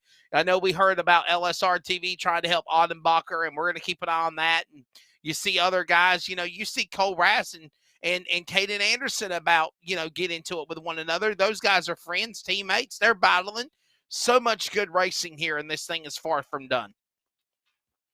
Oh yeah, it's been fun to watch. You can tell that John Ottenbacher is probably one of the biggest primary drivers we've been seeing, where teamwork has been the key factor for that team and that driver.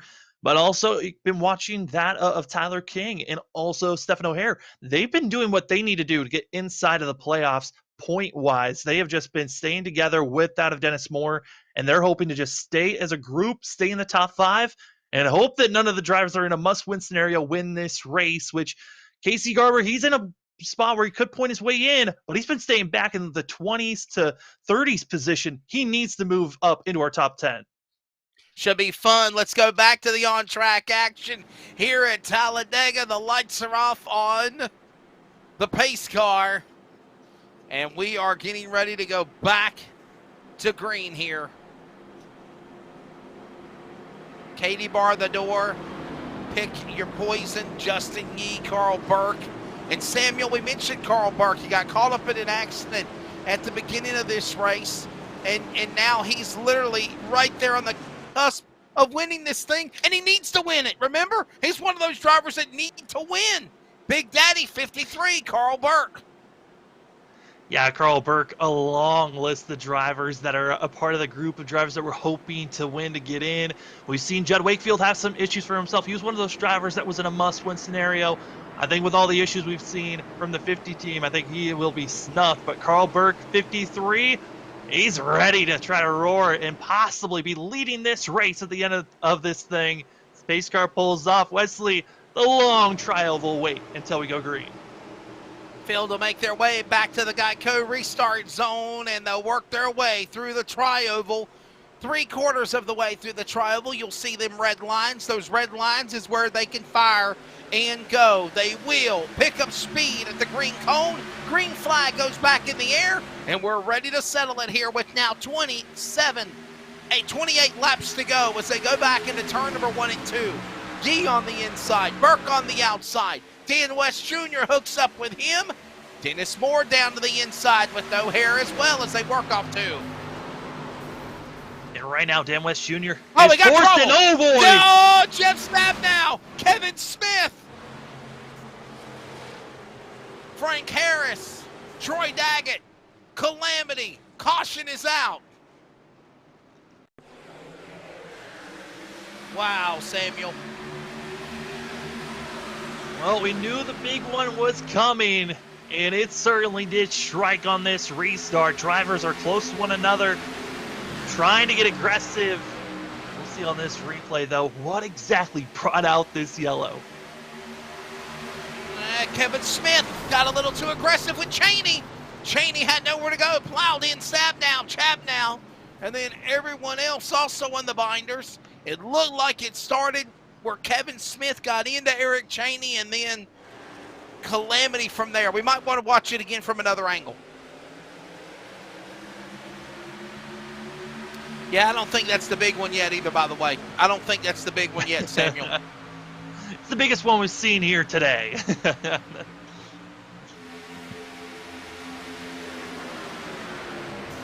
Well, Jeff Stabnow got up in the air. Watch this again. Smith, Keep it on the double zero. Cheney. Oh.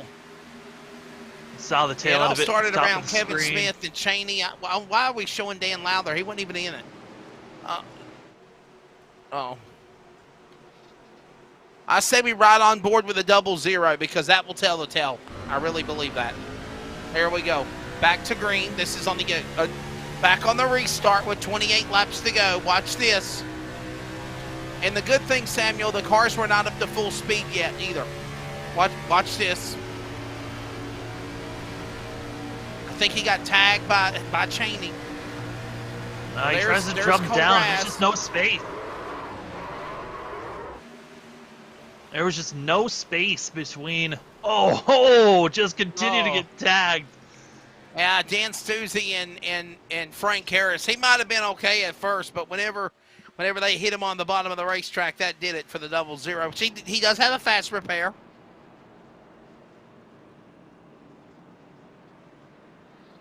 The good news is he can go to Tom Denchel Automotive and get a new Ford. So, hey, Samuel, we want to talk about a special race that we are doing next Tuesday night. Our friend Robbie Keneally, his motorhome and race trailer burnt down last weekend. Our thoughts and prayers are with the entire family, including Robbie Keneally. Robbie Keneally is out of Corona, California.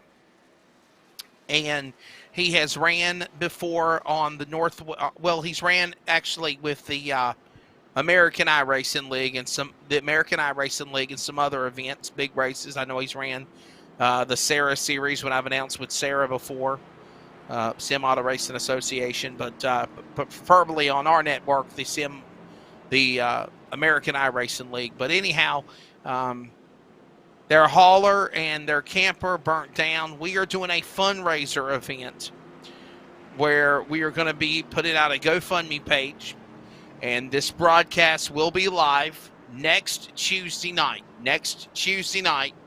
I believe, is it 9 Eastern?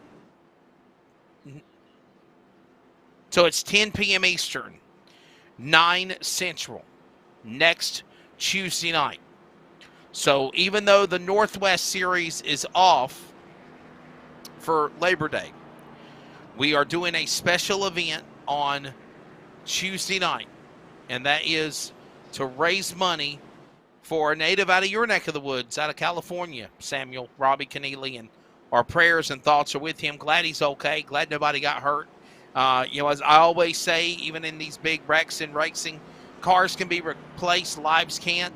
So it's good to see that they can try to get back on their feet, hopefully, and try to, pick up the pieces, if you will, from this fire where they lost a lot of things.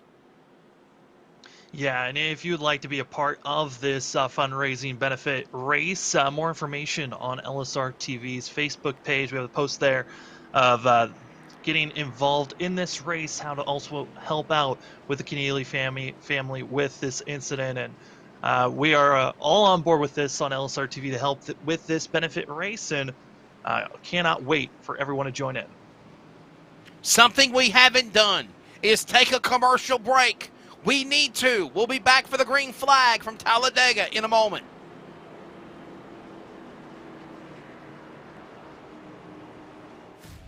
Chrysler, Dodge, Jeep, Ram, right?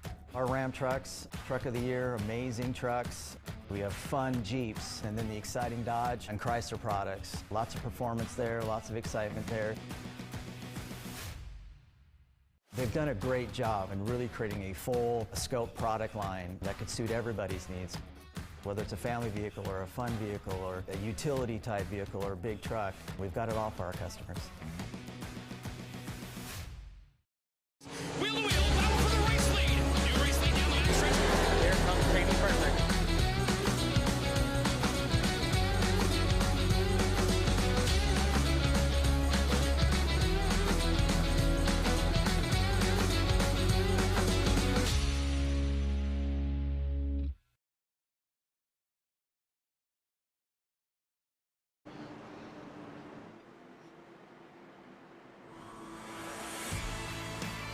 Shootout time here at Talladega. 25 laps to go. 24 when they come back to the green flag. Samuel Dyer, would you have it any other way? Big Daddy, Carl Burke, me, Justin Yee, ready to come back to the Geico restart zone, and the green flag when they come through the tri-oval. Should be fun. Oh, it's going to be a blast. I'm excited for this one. This shootout. Ah, man, you know drivers are anticipating this one. The excitement's up. The intensity's up. A little bit of anxiety waiting for this restart, Wesley. Carl Burke on the loud pedal before everyone else. Pit stops are done. They're ready to go to the finish. Green flag back in the air. And the Carolina Blue Chevrolet Camaro of Carl Burke, who's in blue. Remember what we said about blue? Remember, needing a win? He needs a win. He's up front, back straight away. Yee and Moore, they're not in contention for the playoffs, but they're trying to make something of it. They're to the back straight away, and here comes Dan West Jr. as they go into turn 3. Yee to the lead in 3, but here comes Burke battling back on the bottom. And he needed to come down. He needed to defend that middle lane. If he had gone any higher possible of 3 wide passing, as you had Dennis Moore as well as Tyler King and Stephen O'Hare all in line, they are going to make that inside lane move as fast as possible, but it's a little bit of an equal standing on where the drivers are on the outside, but more drivers ducking low, which is now just leaving our 3 drivers on the high. Yee, Dan West Jr., and also the 51 of Troy Daggett. They are falling back and falling to the clutches of everyone else on the low line. Back straight away inside of the racetrack, and there goes that second pack. Already, look at them already bobbing and weaving inside and outside. Top to bottom, 3 wide. Look who's coming up. Rogers, Dana Rogers flying through the air. He overshot the cars and went flying through the air. Oh my goodness. Caution is out. Dana Rogers zigged when he should have zagged. Oh my goodness. I am not sure what happened there and how there's not more cars crashed. Dana Rogers around Eric Cheney, I know that much. He was around Big Bird. He was around Big Bird again. Eric Cheney and Sean Brightsman, what the hell happened? Look at this. Did he wheel hop? He did! He wheel hopped and spun like a pirouette through the air. Look at that. Oh my goodness. Mamma mia, we've got a car spinning like a pizza. Mamma mia. Talk about an Italian pepperoni roll right there. He's all up in smoke. He burned it. He's got Cheech and Chong riding with him.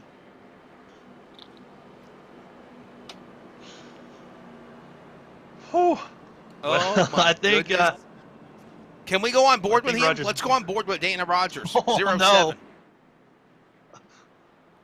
You, That is some motion sickness that we're going to avoid giving to the audience, because I think everyone would have been sick watching that. I mean, I don't have those problems. You take some Finnegan before the broadcast, just like before you get on a plane, just like before you jump on the ship. You know, take some Finnegan. You were prepared. Oh. Well, if you like this, the trucks will be here on Wednesday night. Samuel Dyer, I believe Christopher White is working with you on Wednesday for the S&B Cup Series. I have some other broadcast obligations during that time slot. I'll be back with you for the truck race. But of course, we have. Do what? And we are proudly the only broadcast network in iRacing that broadcasts in 4K because no one else can figure it out. We are Carl proud Burke, of our Samuel 4K. Dyer. How cool. Well, not just 4K, but what about all the other awesome stuff that's come along the way as well, man? I mean, the cameras and the. You know, I'm waiting for I'm waiting for Charles to figure out a way to put our faces on the camera in small while the race is going on to pop in under cautions or something like that. You know, I mean, Wesley, you talked about, I know you touched on this way before we got the cameras of we need to do behind the scenes of what we do during commercials and how we act during that. Now we have cameras of what we do during commercials. I mean, LSRTV behind the scenes would be very interesting to watch. LSRTV After Dark. Yes. By the way, missing Greg Rentz. Always enjoy working with Greg. Gregory has decided to take off for a couple of weeks. Hopefully he will return with us at the playoffs, beginning at Indianapolis. So he's got a nice little breather. He's got a lot going on, life in general, work, and then, of course, school starting back up. He drives a school bus, and then also, he handles also real racing announcing obligations, and in doing so, I guess he just had too much more than he could chew and he needed a break. So we'll hopefully have him back here. Samuel, always enjoy working with you, and we will get ready for a restart. 20 laps to go when they cross the start finish line. I believe the lights will go off on the pace car, and we are going to go one more lap. 19 when they take the green flag.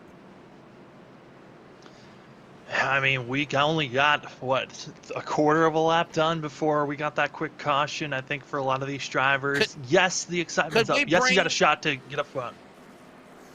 Can we bring Carl Burke up here real quick? Can we grab him? I know the lights are off on the pace car. Could be strategy is talking. So we're going to let them have their strategy talk for now. Yeah, we're not going to bother them.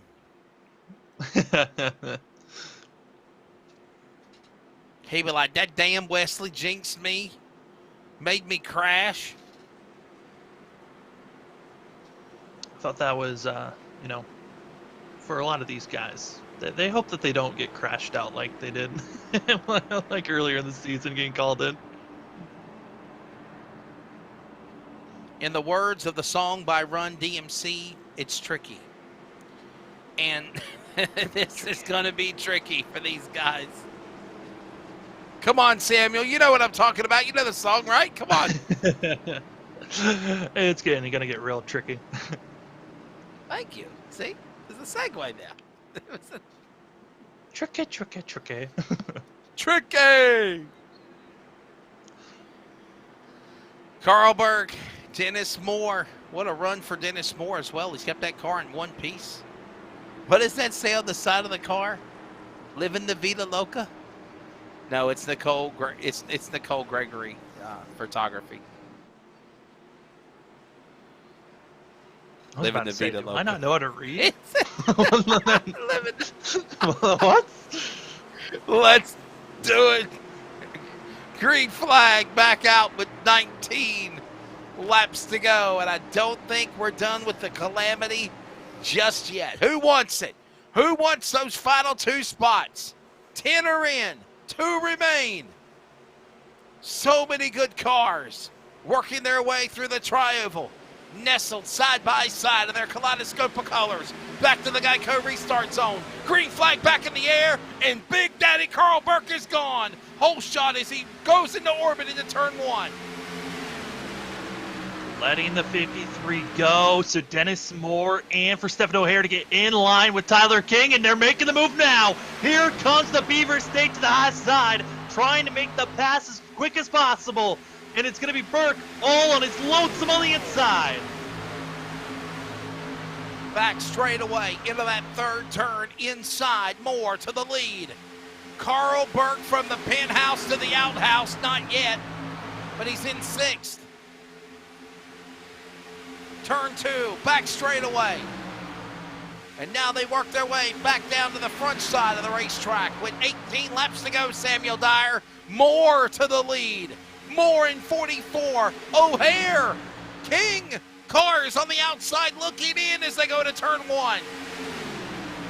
Yeah, the drivers that are in red, the 3 drivers that are on our ticker, that of Stephen O'Hare, Tyler King, and that of Casey Garber, All three of them are trying to get themselves into our final 2 spots. If one of the drivers in blue does not win this race, then it's going to be those final 2 spots will be decided between the 3 drivers that are in red.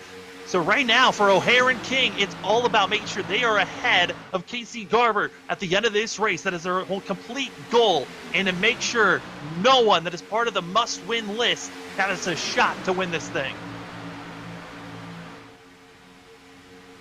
Moore, O'Hare, King, Yee, Reynolds, top 5, down to the inside. No one breaks out of line. Up the racetrack goes Anderson. Burke is in 6th. 17 to go now. Down the back straightaway. Everyone stays single file. When do you make your move, Samuel Dyer? When do they go? Is it just still too early? I think it is.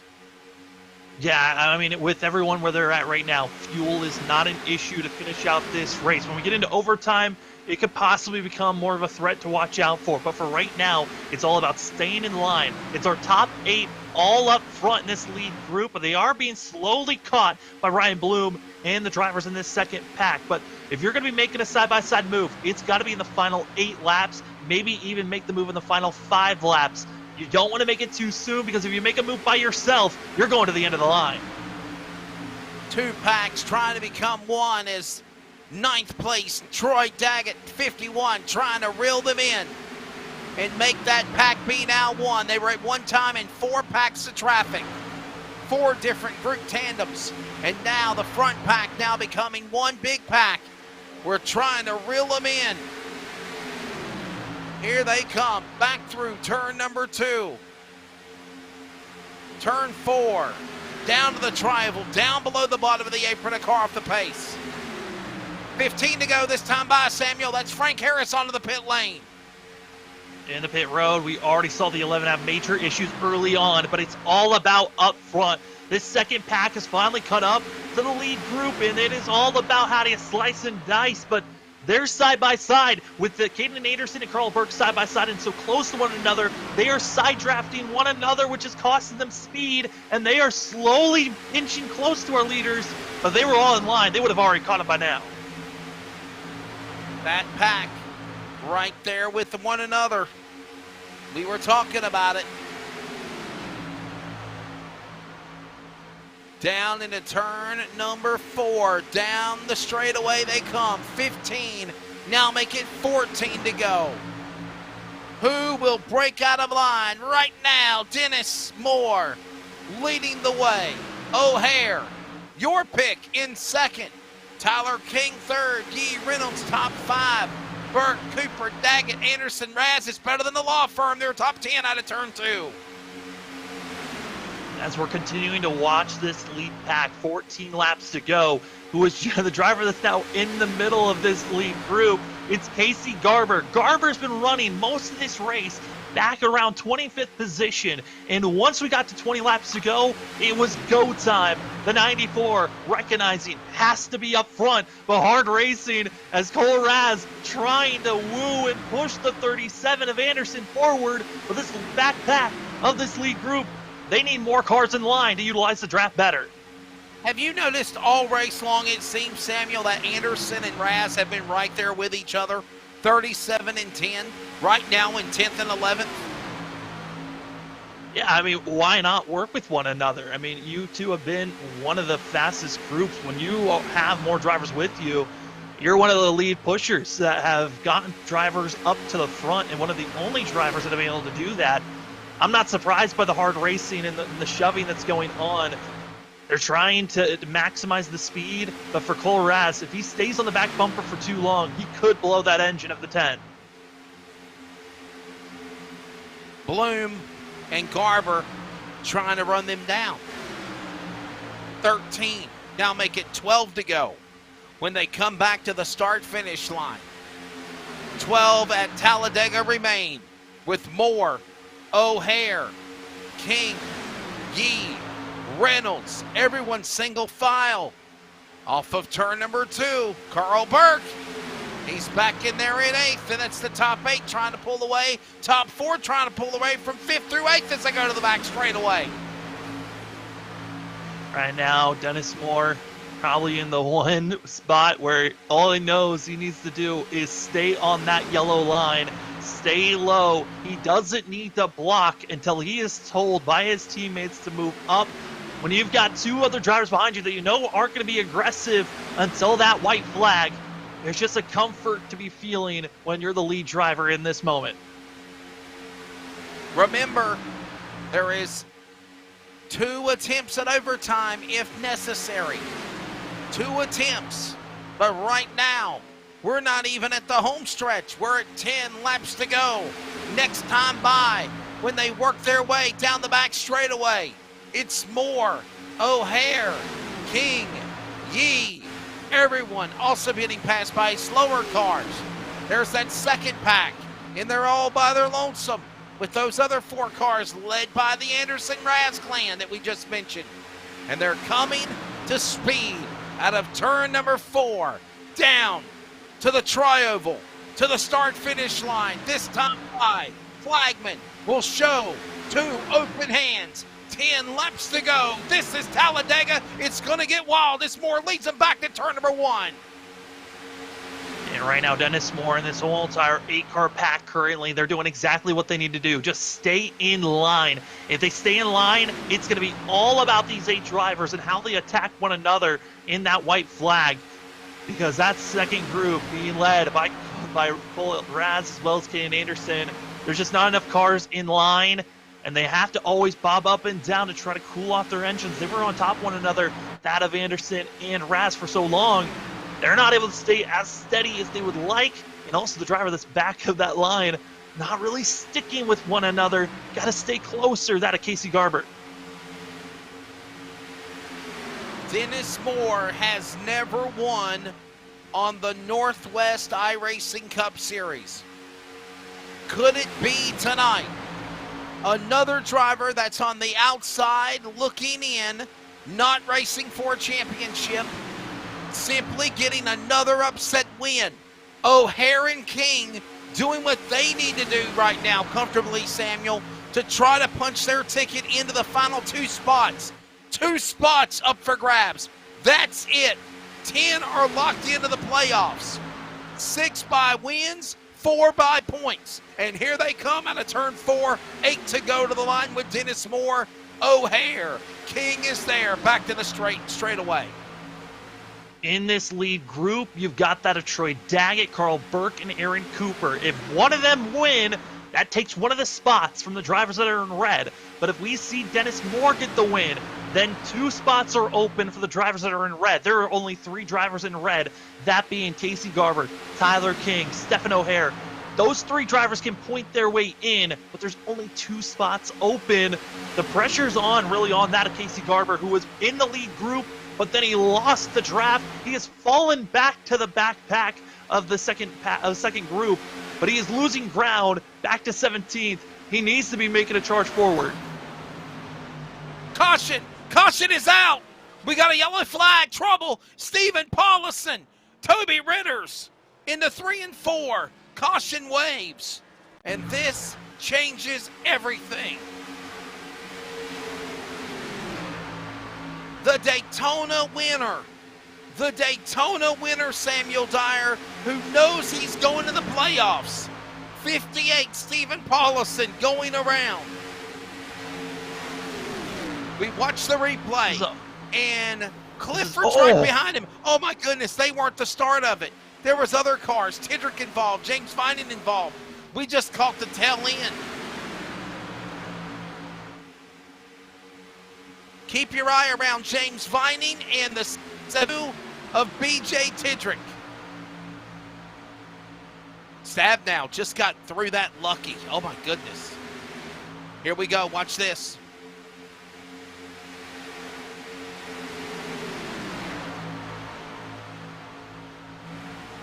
Look at that bunched up traffic right there. Stabnow just got away. Oh, he got turned. Stabnow got lucky. Oh. Yeah, I mean, that's just hitting the wrong quarter panel, trying to bump draft, seeing that you're running out of laps to catch up to the lead group, and Yeah, I mean, I don't think with anybody's the amount of bidding. cautions we've had, drivers aren't really forced into pit road just yet. But once we go into overtime, then they might be a little bit concerned if we go into attempt number 2 of overtime. But that's if we get into overtime. If we're in regulation, all the drivers are good to make it. Here's the thing. If Moore would have pitted, probably everybody else would have came down. But because Moore did not pit, everybody else says we're right behind you. We're not going to follow. Everything's following what the leader was doing, and that's why nobody came down to the pit lane. By the way, we are still in the regularly scheduled distance, which means we could still have an overtime attempt twice. And I think, Samuel, with you re-racking them and re-stacking them here with less than 5, 4, 3 laps to go, it's ingredients for trouble. Oh, absolutely. We've seen a lot of drivers bumping on the wrong quarter panel a lot here tonight, and as well a misjudgment a lot. Spotters have not been on their game tonight with some drivers where they have been thinking that they were clear, coming down and making contact with other drivers. That is something that they're going to have to hope is honed in by now, as they're going to have to hope that this is a perfect run. As up front, it's the Beaver State Racing teammates Dennis Moore, Stephen O'Hare, Tyler King. They have been practically picture perfect all race long, been staying in the top 5 for most of this race, and that's exactly where they need to be at the end of the race.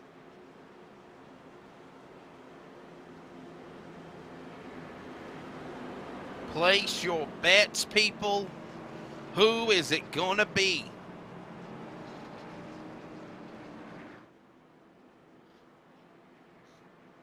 Dennis Moore.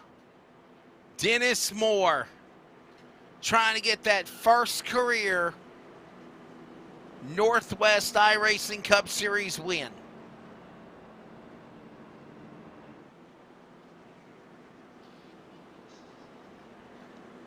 Looking They at some will of the drivers take, I that are up believe, here. Yeah, Samuel, I think they're going to get one to go this time by at the line. I believe they will.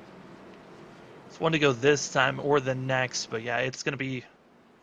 I mean, looking at some of the drivers that are up here up front, I mean, this is truly, I mean, super speedway racing at its finest, the wild card race that gives drivers that might have been having some misfortunes another chance to make it into the playoffs. I mean, looking at some of the guys that are up front in our top 8, we have some of our biggest movers this race. In 8th place, Aaron Cooper up 20 positions. Cole, that of Carl Burke, up 15. Brian Reynolds up 15.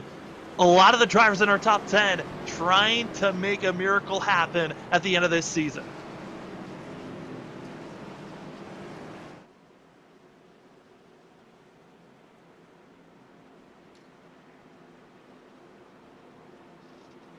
Two by two when they come back to the restart zone.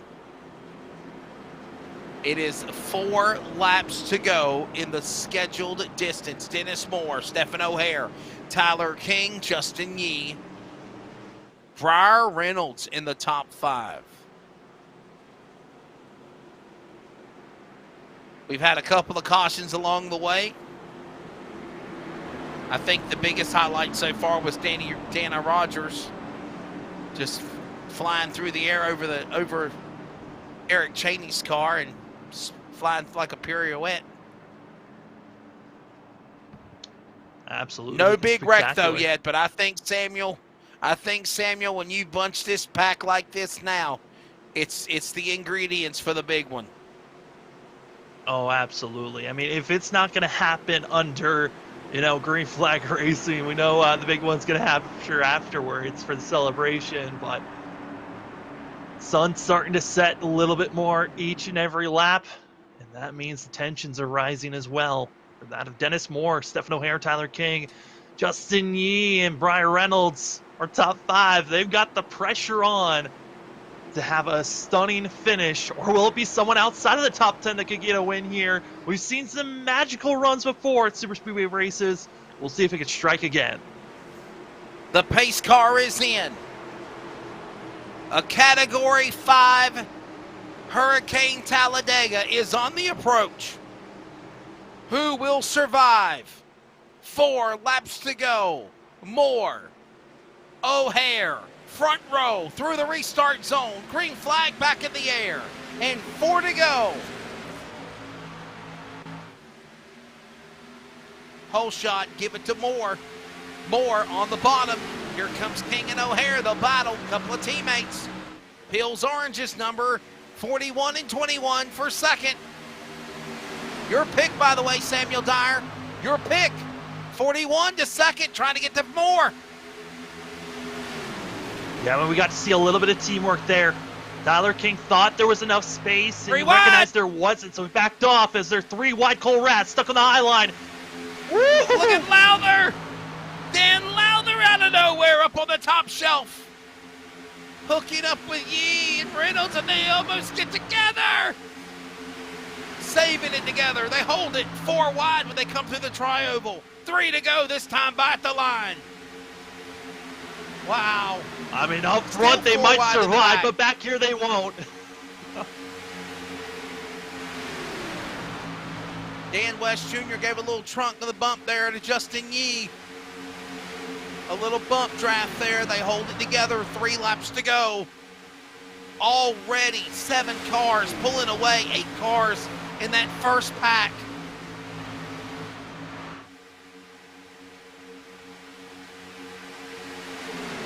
I mean, looking at Caden Anderson, Cole Rasser at the end of this lead group, but because they're side by side, it's giving space for Eric Cooper to latch onto the draft. And pulling along is that Justin Yee, Dan West Jr., and Ottenbacher. They still have a slim shot, but they got to make sure they stay in the draft and move forward. And it looks like Ottenbacher might have lost the draft, but up front, it is time to go. 2 laps to go, Wesley, and it's all Beaver 2 to State go. Racing up front.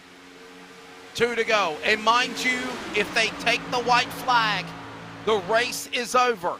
If they wreck before the white flag, then we go to overtime. If they take the white flag, race is over. They're getting antsy. They know it's getting to the end. Into the corner. Here comes Carl Burke pushing Brian Reynolds and Cole Rass up the racetrack. Into 3 and 4. It's still Dennis Moore leading.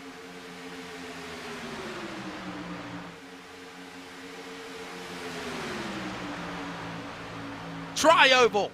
Moore staying on the bottom. To the line, Samuel Dyer, the CRN, 1 to go. 1 more lap. This is it at Talladega. They're in turn 1. It's Beaver State Racing 1, 2, 3. If we're going to be seeing anyone make a move, it's got to start with Troy Daggett. Carl Burke, yes, he wants a win. He needs a win, but he's got to work with the 51. Same goes with that of Caden Anderson. It's got to be a 3 cars versus 3 cars battle here, as that second pack, they seem to be too far back, as it's going to be all about the drivers up front going through 3 and 4. Here they come into turn number 3 and 4 for the final time. Down to the inside, it's Dennis Moore. He'll stay to the inside. Nobody looks like they'll break out of line. O'Hare can't run after him. King can't go after him. Down to the inside, they start to break away, but it's all over. Dennis Moore, no, it's Stephen O'Hare. Stephen O'Hare just got him on the outside by inches and wins the race here at Talladega. The draft worked for Stephen O'Hare, and he will win it. 38 thousandths of a second. A red driver, Samuel Dyer. He's going to the playoffs. Are you kidding me? He wasn't sure if points was going to be making it for sure for that of Stephen O'Hare, but a win for sure. Booking its ticket to the playoffs is the 41. 38 thousandths of a second at the start-finish line. 0.038. Wow. Oh my goodness. We knew it was going to be close. It was building up, and we didn't know if they were going to try to make the pass on Dennis Moore, but it happened. Your pick. I mean, we knew the Beaver State drivers, the teamwork, we've seen them week after week. We knew one of the Beaver State drivers was going to win. And I finally got my pick right this season. We know what's coming now. The LSRTV Northwest high five salute. And he is going to be burning it down, boy, burning it down. Dennis Moore is doing donuts for some reason. You didn't win. It's a whole team the whole effort. team. Look at it. They're all celebrating down there. Look at them. Yeah, man. It's all of the Beaver State drivers. You see them. Tyler King, Stephen O'Hare, Ryan Bloom, Dennis Moore. Dennis Moore comes so close. Oh, they're going to roll the party. Oh! He's on the fence. Smith. And, oh! He's stuck on the fence. Someone's got to go the other way. Stephen O'Hare is stuck on the fence, people. Oh, my goodness. Here he comes. Oh, my God. Oh! Wow. Ryan Bloom just popped his flower. Oh, my goodness. Look at this. There you go. Little assist there from Dennis Moore. Nah, it's over, brother. Kevin Smith he is stuck on the fence, okay? Kevin, he's not going nowhere, Kevin. He's stuck on the fence. We want to say thank you to the catch fences for keeping the fans. O'Hare, music. Where's the music? The intense music in the background. We love the intense music. We're having musical issues in the background. That's what I mean. Oh, okay. Oh, wow. Welcome back. Stephen O'Hare picking up the win. Oh, all of that high-five salute hit the production truck or something. That's what happened. Yeah, Stephen O'Hare picks up the win. Dennis Moore will finish in second. Troy Daggett third. Tyler King fourth. Carl Burke is in fifth. Caden Anderson, Cole Raz, Justin Yee, Briar Reynolds, Dan West Jr., your top 10. Samuel Dyer, 38 thousandths of a second. Stephen O'Hare getting around Dennis Moore in the tri-oval when it counted to get the win. Yeah, I mean, when you're coming out of turn 4, the leader doesn't mean you'll be the leader after the tri-oval. So much excitement. As here's the final, the top 20. You had that of Jess Stabnow, Sean Breisman, John Ottenbacher, that of Kevin Smith, Ryan Bloom finishing out the top 15 with Casey Garber, Dan Lowther, as well as James Thurston, and then Ray Fournier, as well as Eric Cheney, going to be finishing out your top 20. Big Bird got him a top 20. Dan Stuzzi finishes 21st. Chris Torres, Aaron Cooper, Judd Wakefield, Stephen Paulison, the Daytona winner, going to the playoffs, but a tough break for him tonight, 2 laps down. Then it's James Vining, Toby Ritters, BJ Tidrick, Daryl Tidrick, and Frank Harris, the top 30. The rest of the rundown includes Dana Rogers, who will have the, in my opinion, wreck of the night, pirouetting through the air. It should have been a massive pileup. It only turned into being one car, him. And Scott Hutchinson, 25 laps down. He ran 75 laps of the race. When we come back, we grab the top 3. Stephen O'Hare, a red block car on the scoring ticker, needing to win, does just that. He is going to the playoffs.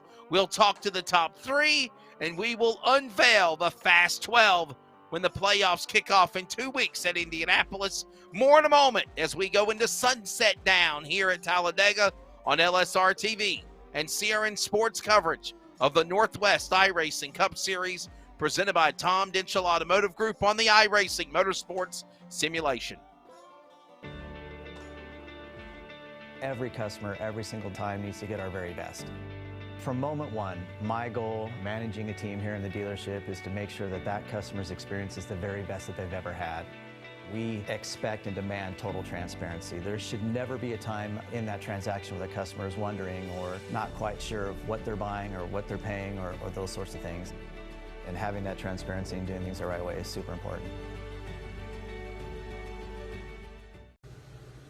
Hey, it's Wesley Outland on the set of the Bull Ring on Speed 51 TV, but I also want to remind everybody that you can keep up with coverage of esports with the Northwest Cup and Truck Series, the American iRacing League, S&B Cup Series, and so much more on your home for sim racing, LSRTV. Of course, remember, you can watch it and then you can listen to it on CRN, the community radio network at wearecrn.com. Check us out when you can. Wheel to wheel, battle for the race lead. New race lead down the stretch. There comes Jamie Frederick.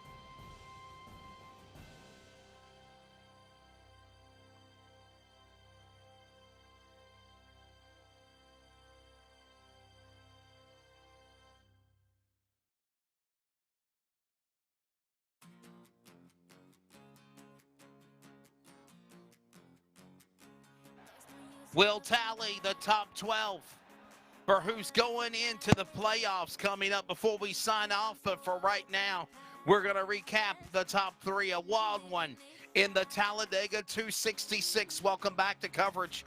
LSRTV, CRN Sports, Wesley Outland, Samuel Dyer, Charles Wooten in the production chair. And don't forget, the trucks will battle for their chance to decide the top 12 of the playoffs this Wednesday.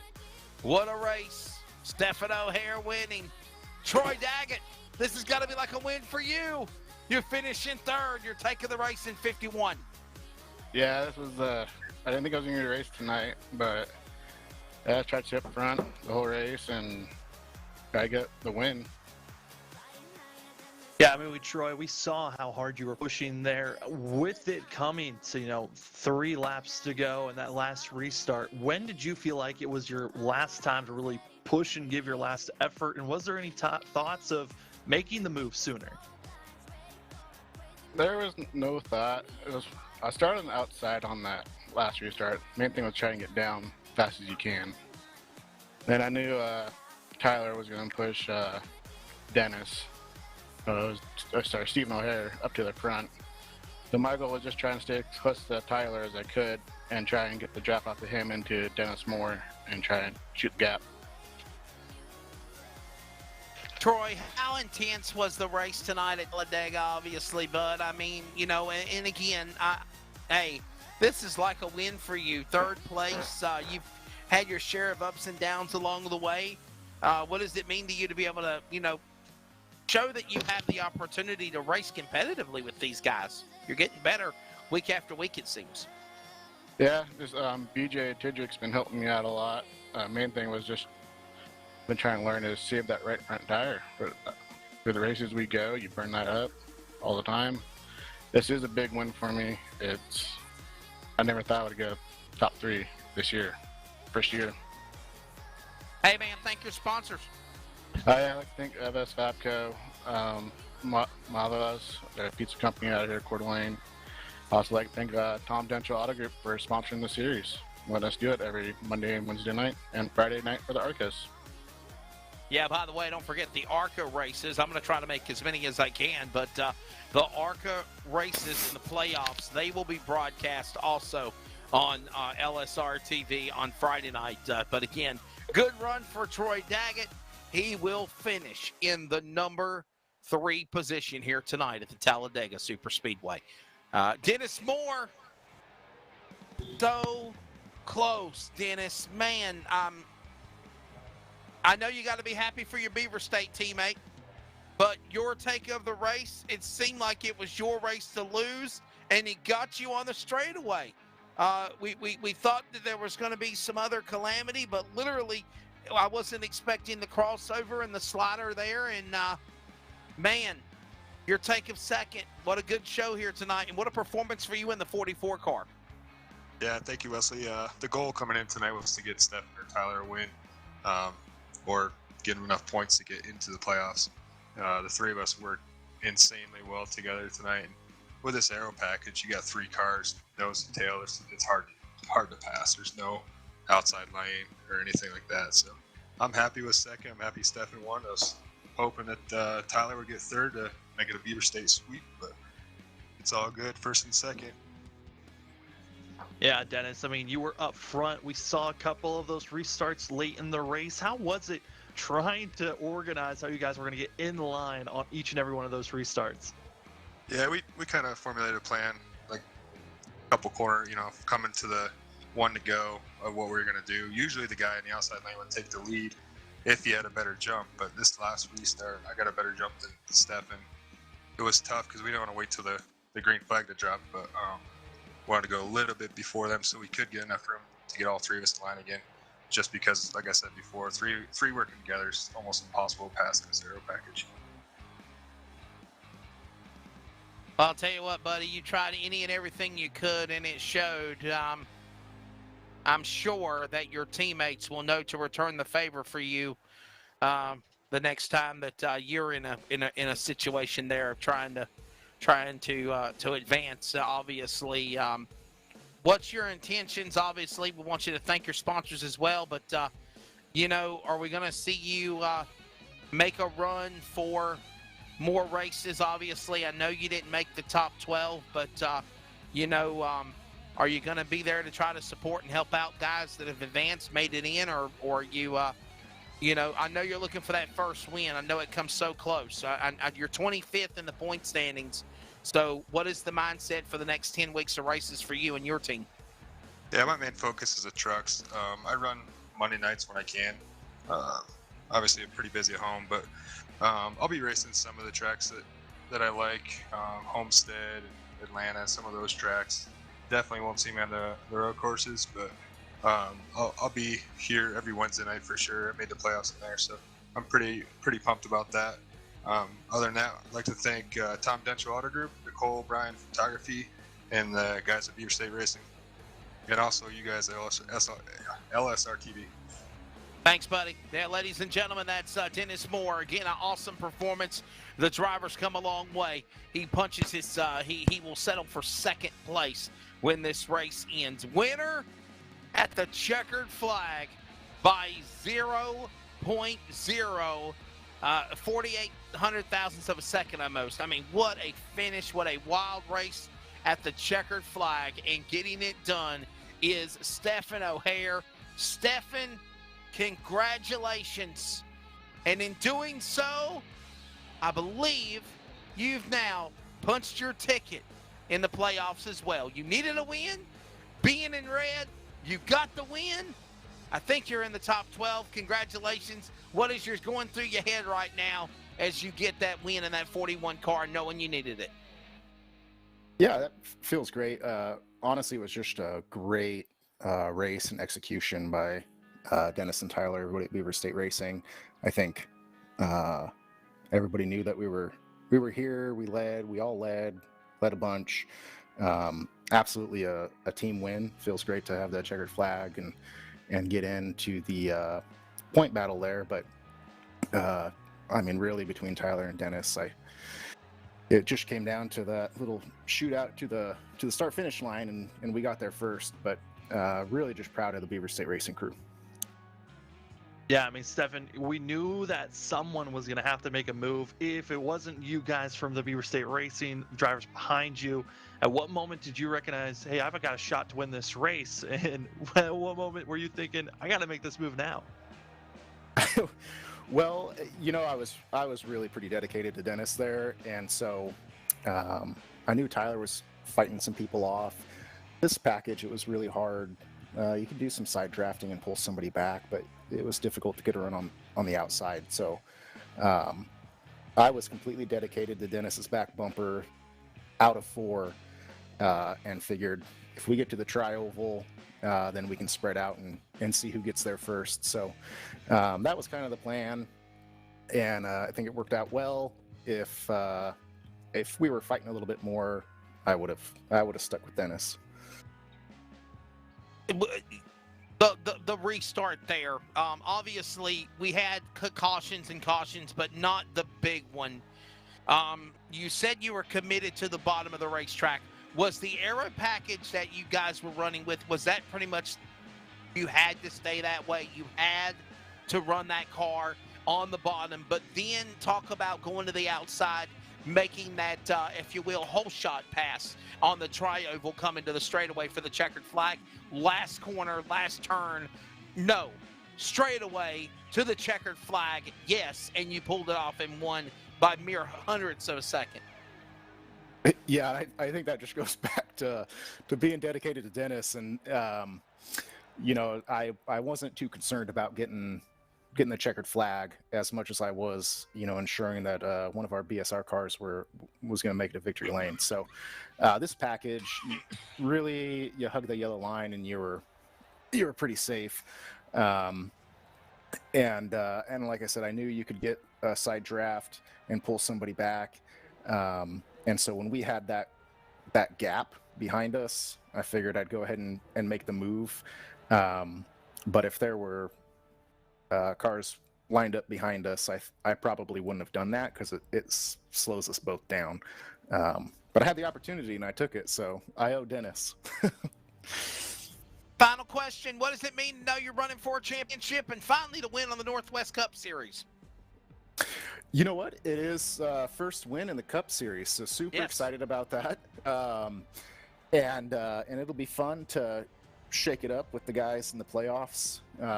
We had got into the truck playoffs last year. I think we're battling. We got a win in the truck series, so I think we're a little bit better there. So it'll be fun to have a little bit extra motivation to go out there and try to win some more races in the Cup. Anybody you want to thank? Sponsors? Yeah, absolutely. Nicole Brand Photography. We got American Touch-Up paints available on Amazon, and peels. Everybody at Beaver State Racing's great. Also want to thank Tom Denschel Auto Group for sponsoring the series, and certainly you guys at LSRTV for showing this awesome race from Beaver State Racing. Beaver State Racing proud here tonight as Stephen O'Hare picks up his first career win in the Northwest iRacing Cup Series presented by Tom Denschel Automotive Group, and in doing so, punches his ticket in to the playoffs. Joining us now is one of the directors of the Northwest Cup Series. That is Jeff Stabnow. Jeff, it is time to unveil the top 12. It seems like a countdown. It is a countdown. All these drivers throughout the year of almost 70 have battled in 21 races, and now we have set the top 12 who are going to race for a championship, Jeff. Well, we've got Sean in here too, so I'll take the winners, and he can tell you who get on them points. But, you know, the winners this year that got in on the winning end, Sean Brightsman, Lake Peterson, Dan West Jr., Chris White, Stephen Paulison, Caden Anderson, and as you saw, probably the only way Stephen was going to get in tonight was with a win, and he did it. So he's joining the winner. Sean? Yeah, then we have Ryan Bloom, Jeff Stabnow, BJ Tidrick, Tyler King, and Kevin Smith, all getting in on points. Super close battle. Tyler King and I believe Stephen O'Hare actually tied point-wise to get into the playoffs. So, and obviously Stephen with the win got the advantage there. But wow, just amazing playoff battle or regular season battle. Kenneth Garber missing the playoffs by 1 point. 1 point. And Stephen O'Hare, I'll bring you back in here. Obviously, your teammate, okay, they're already gone. His teammate, Tyler King, is in. So they gave you by wins and points. I'll give you the tally from 1 to 12. Sean Brightsman is in. Dan West Jr. is the number 2 seed. Lake Peterson is 3rd. Christopher White is fourth. Ryan Bloom is fifth. Those drivers, again, Jeff Stabnow, sixth. Seventh is Kevin Smith. Eighth is Caden Anderson. Ninth is BJ Tidrick. Stephen Paulison is in 10th. Stephen O'Hare, the winner tonight at Talladega, 11th. And Tyler King is your top 12. Those drivers, again, will battle for the championship beginning in the playoffs in 2 weeks in Indianapolis. Sean Brightsman, I'll bring you in here before me and Samuel close it out on our coverage. What do you think the playoffs are going to be like that with these drivers that are in, new faces in the playoffs this year, some returners like yourselves, and do you think you can repeat as champion? I think it's going to be pretty tough. We got a lot of talent here in the Cup Series, and Lake Peterson's been tough all season long. Dan West Jr. has been tough all season long. You can't count out Caden Anderson. Can't really count out the Beaver State crew either. I mean, so it's just going to be a battle. I'm hoping to repeat. It'd be awesome. It'd be quite the honor to beat out these guys for the championship here if I can. Take it 1 week at a time and advance into the round of 8. But yeah, big excitement. A lot of new drivers, some old drivers. It's going to be a blast here for the Dom Denschaughter group. Jeff, I'll ask you the same thing. What's your thoughts on the playoffs as being a driver that's not won this year, but been consistent, but you've been at the top of the mountain before? Yeah, and you got to get hot going in the playoffs, man. This is the time. I'm glad I've been running a little bit better here lately, but we got to get all the way up to Schneid, as one of our announcers likes to call it. You just got to build up some momentum, man. I mean, it's tough to advance rounds, and I don't have win bonus points, so we're competing against those. And like Sean said, Lake Peterson, Caden, these guys are all rolling. Dan, Sean, it is going to be tough, man. But I welcome the challenge. Samuel, you got anything for Sean and Jeff? No, I mean, for me, just got to say congratulations on being in the playoffs and good luck in 2 weeks. Thank you, guys. All right, Jeff and Sean, thank you guys for your thoughts. We're going to go back inside our broadcast position here in just a moment, and Samuel Dyer and myself will wrap it up here and close out our coverage from at the Talladega Super Speedway. And welcome back into our broadcast position, Wesley Outland in North Carolina. I promise you, next broadcast, we'll have a fancy backdrop here. But I do like to plug Speed 51 TV. You know I work for MAV TV, Fox Sports Radio. So anyhow, yeah, thank you. I owe Charles money every time I mention them. So yeah, they're friends. I'll send Patrick Hahey the bill, Charles. But hey, Samuel. I know we didn't get the big one, but we had some great racing. We had some exciting moments. And Stephen O'Hare, being a driver that needed to win, your pick, getting the win tonight. And he is going to the playoffs as well as 12 other drivers. And guess what? Beaver State Racing's got to be happy because even though Tyler King didn't win, Sam, he did what he needed to do, being in the red, to punch his ticket in the number 12 seed. I cannot hear Samuel. His mic is, yeah, we gotta work on your mic, Samuel. I need to hear you, brother. I need to hear you. Now we're good. New technology, it always freaks out. We're going to get this figured out by playoffs. I promise. I think every broadcast have had some type of issue. It's been great. But so good, no, brother. It's been an awesome run, especially for that of Tyler King by 1 point, making himself in. And, man, it just makes me more amped up and excited for Wednesday night. It is going to be a blast to watch how the trucks attack. But, man, this was probably the closest it could have been. It's Stephen O'Hare. He needed the win to make sure he was into the playoffs because the points were just that close.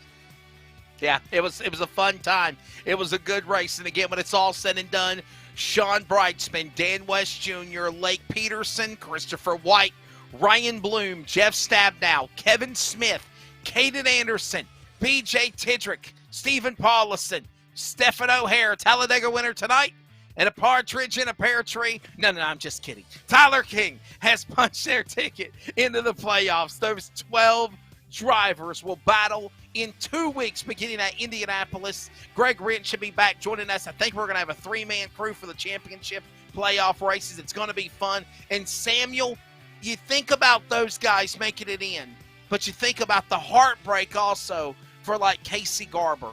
1 point from missing the playoff bubble. Or you think of Cole Raz doing everything he could. I think of the song by Linkin Park, I tried so hard and got so far, but in the end, it didn't even matter.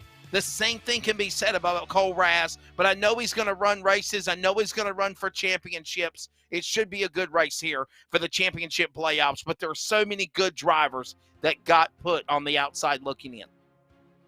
Yeah, I mean, think about Troy Daggett. I mean, he was 2 positions out. He was a must-win driver and just came up shy. But now it's time for all the drivers that have made it in. The pressure is on. You've got yourself an off week to try to reset, learn if there's any new updates, because next week is week 13 for iRacing. That means there's going to be a lot of updates coming on.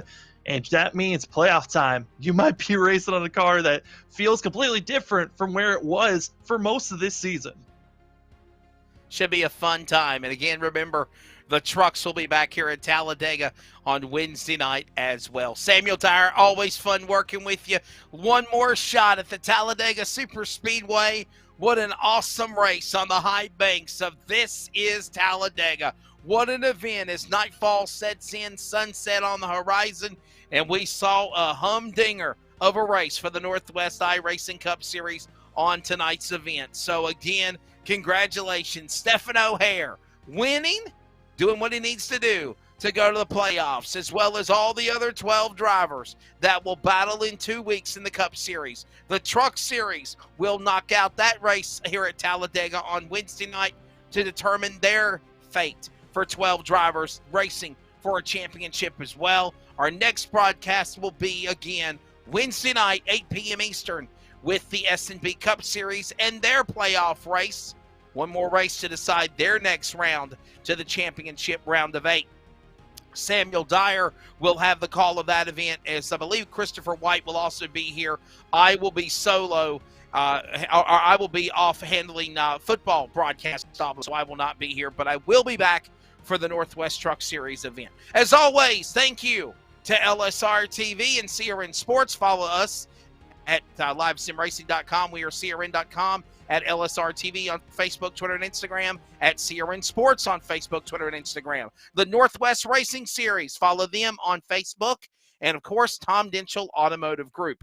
For Jeff Stabnow, Charles Wooten on production, and everybody at Rocket Media, LLC, Samuel Dyer, my colleague, Greg Rentz will be back soon. I'm Wesley Outland. Congratulations to the 12, the Fast 12, going to the playoffs beginning at Indianapolis, and to Stephen O'Hare, first-time winner tonight at Talladega. Be good to one another. Keep on praying for America, and we thank you for watching and listening. It should be a good race in 2 weeks. The playoffs to decide a champion in the Northwest iRacing Cup Series.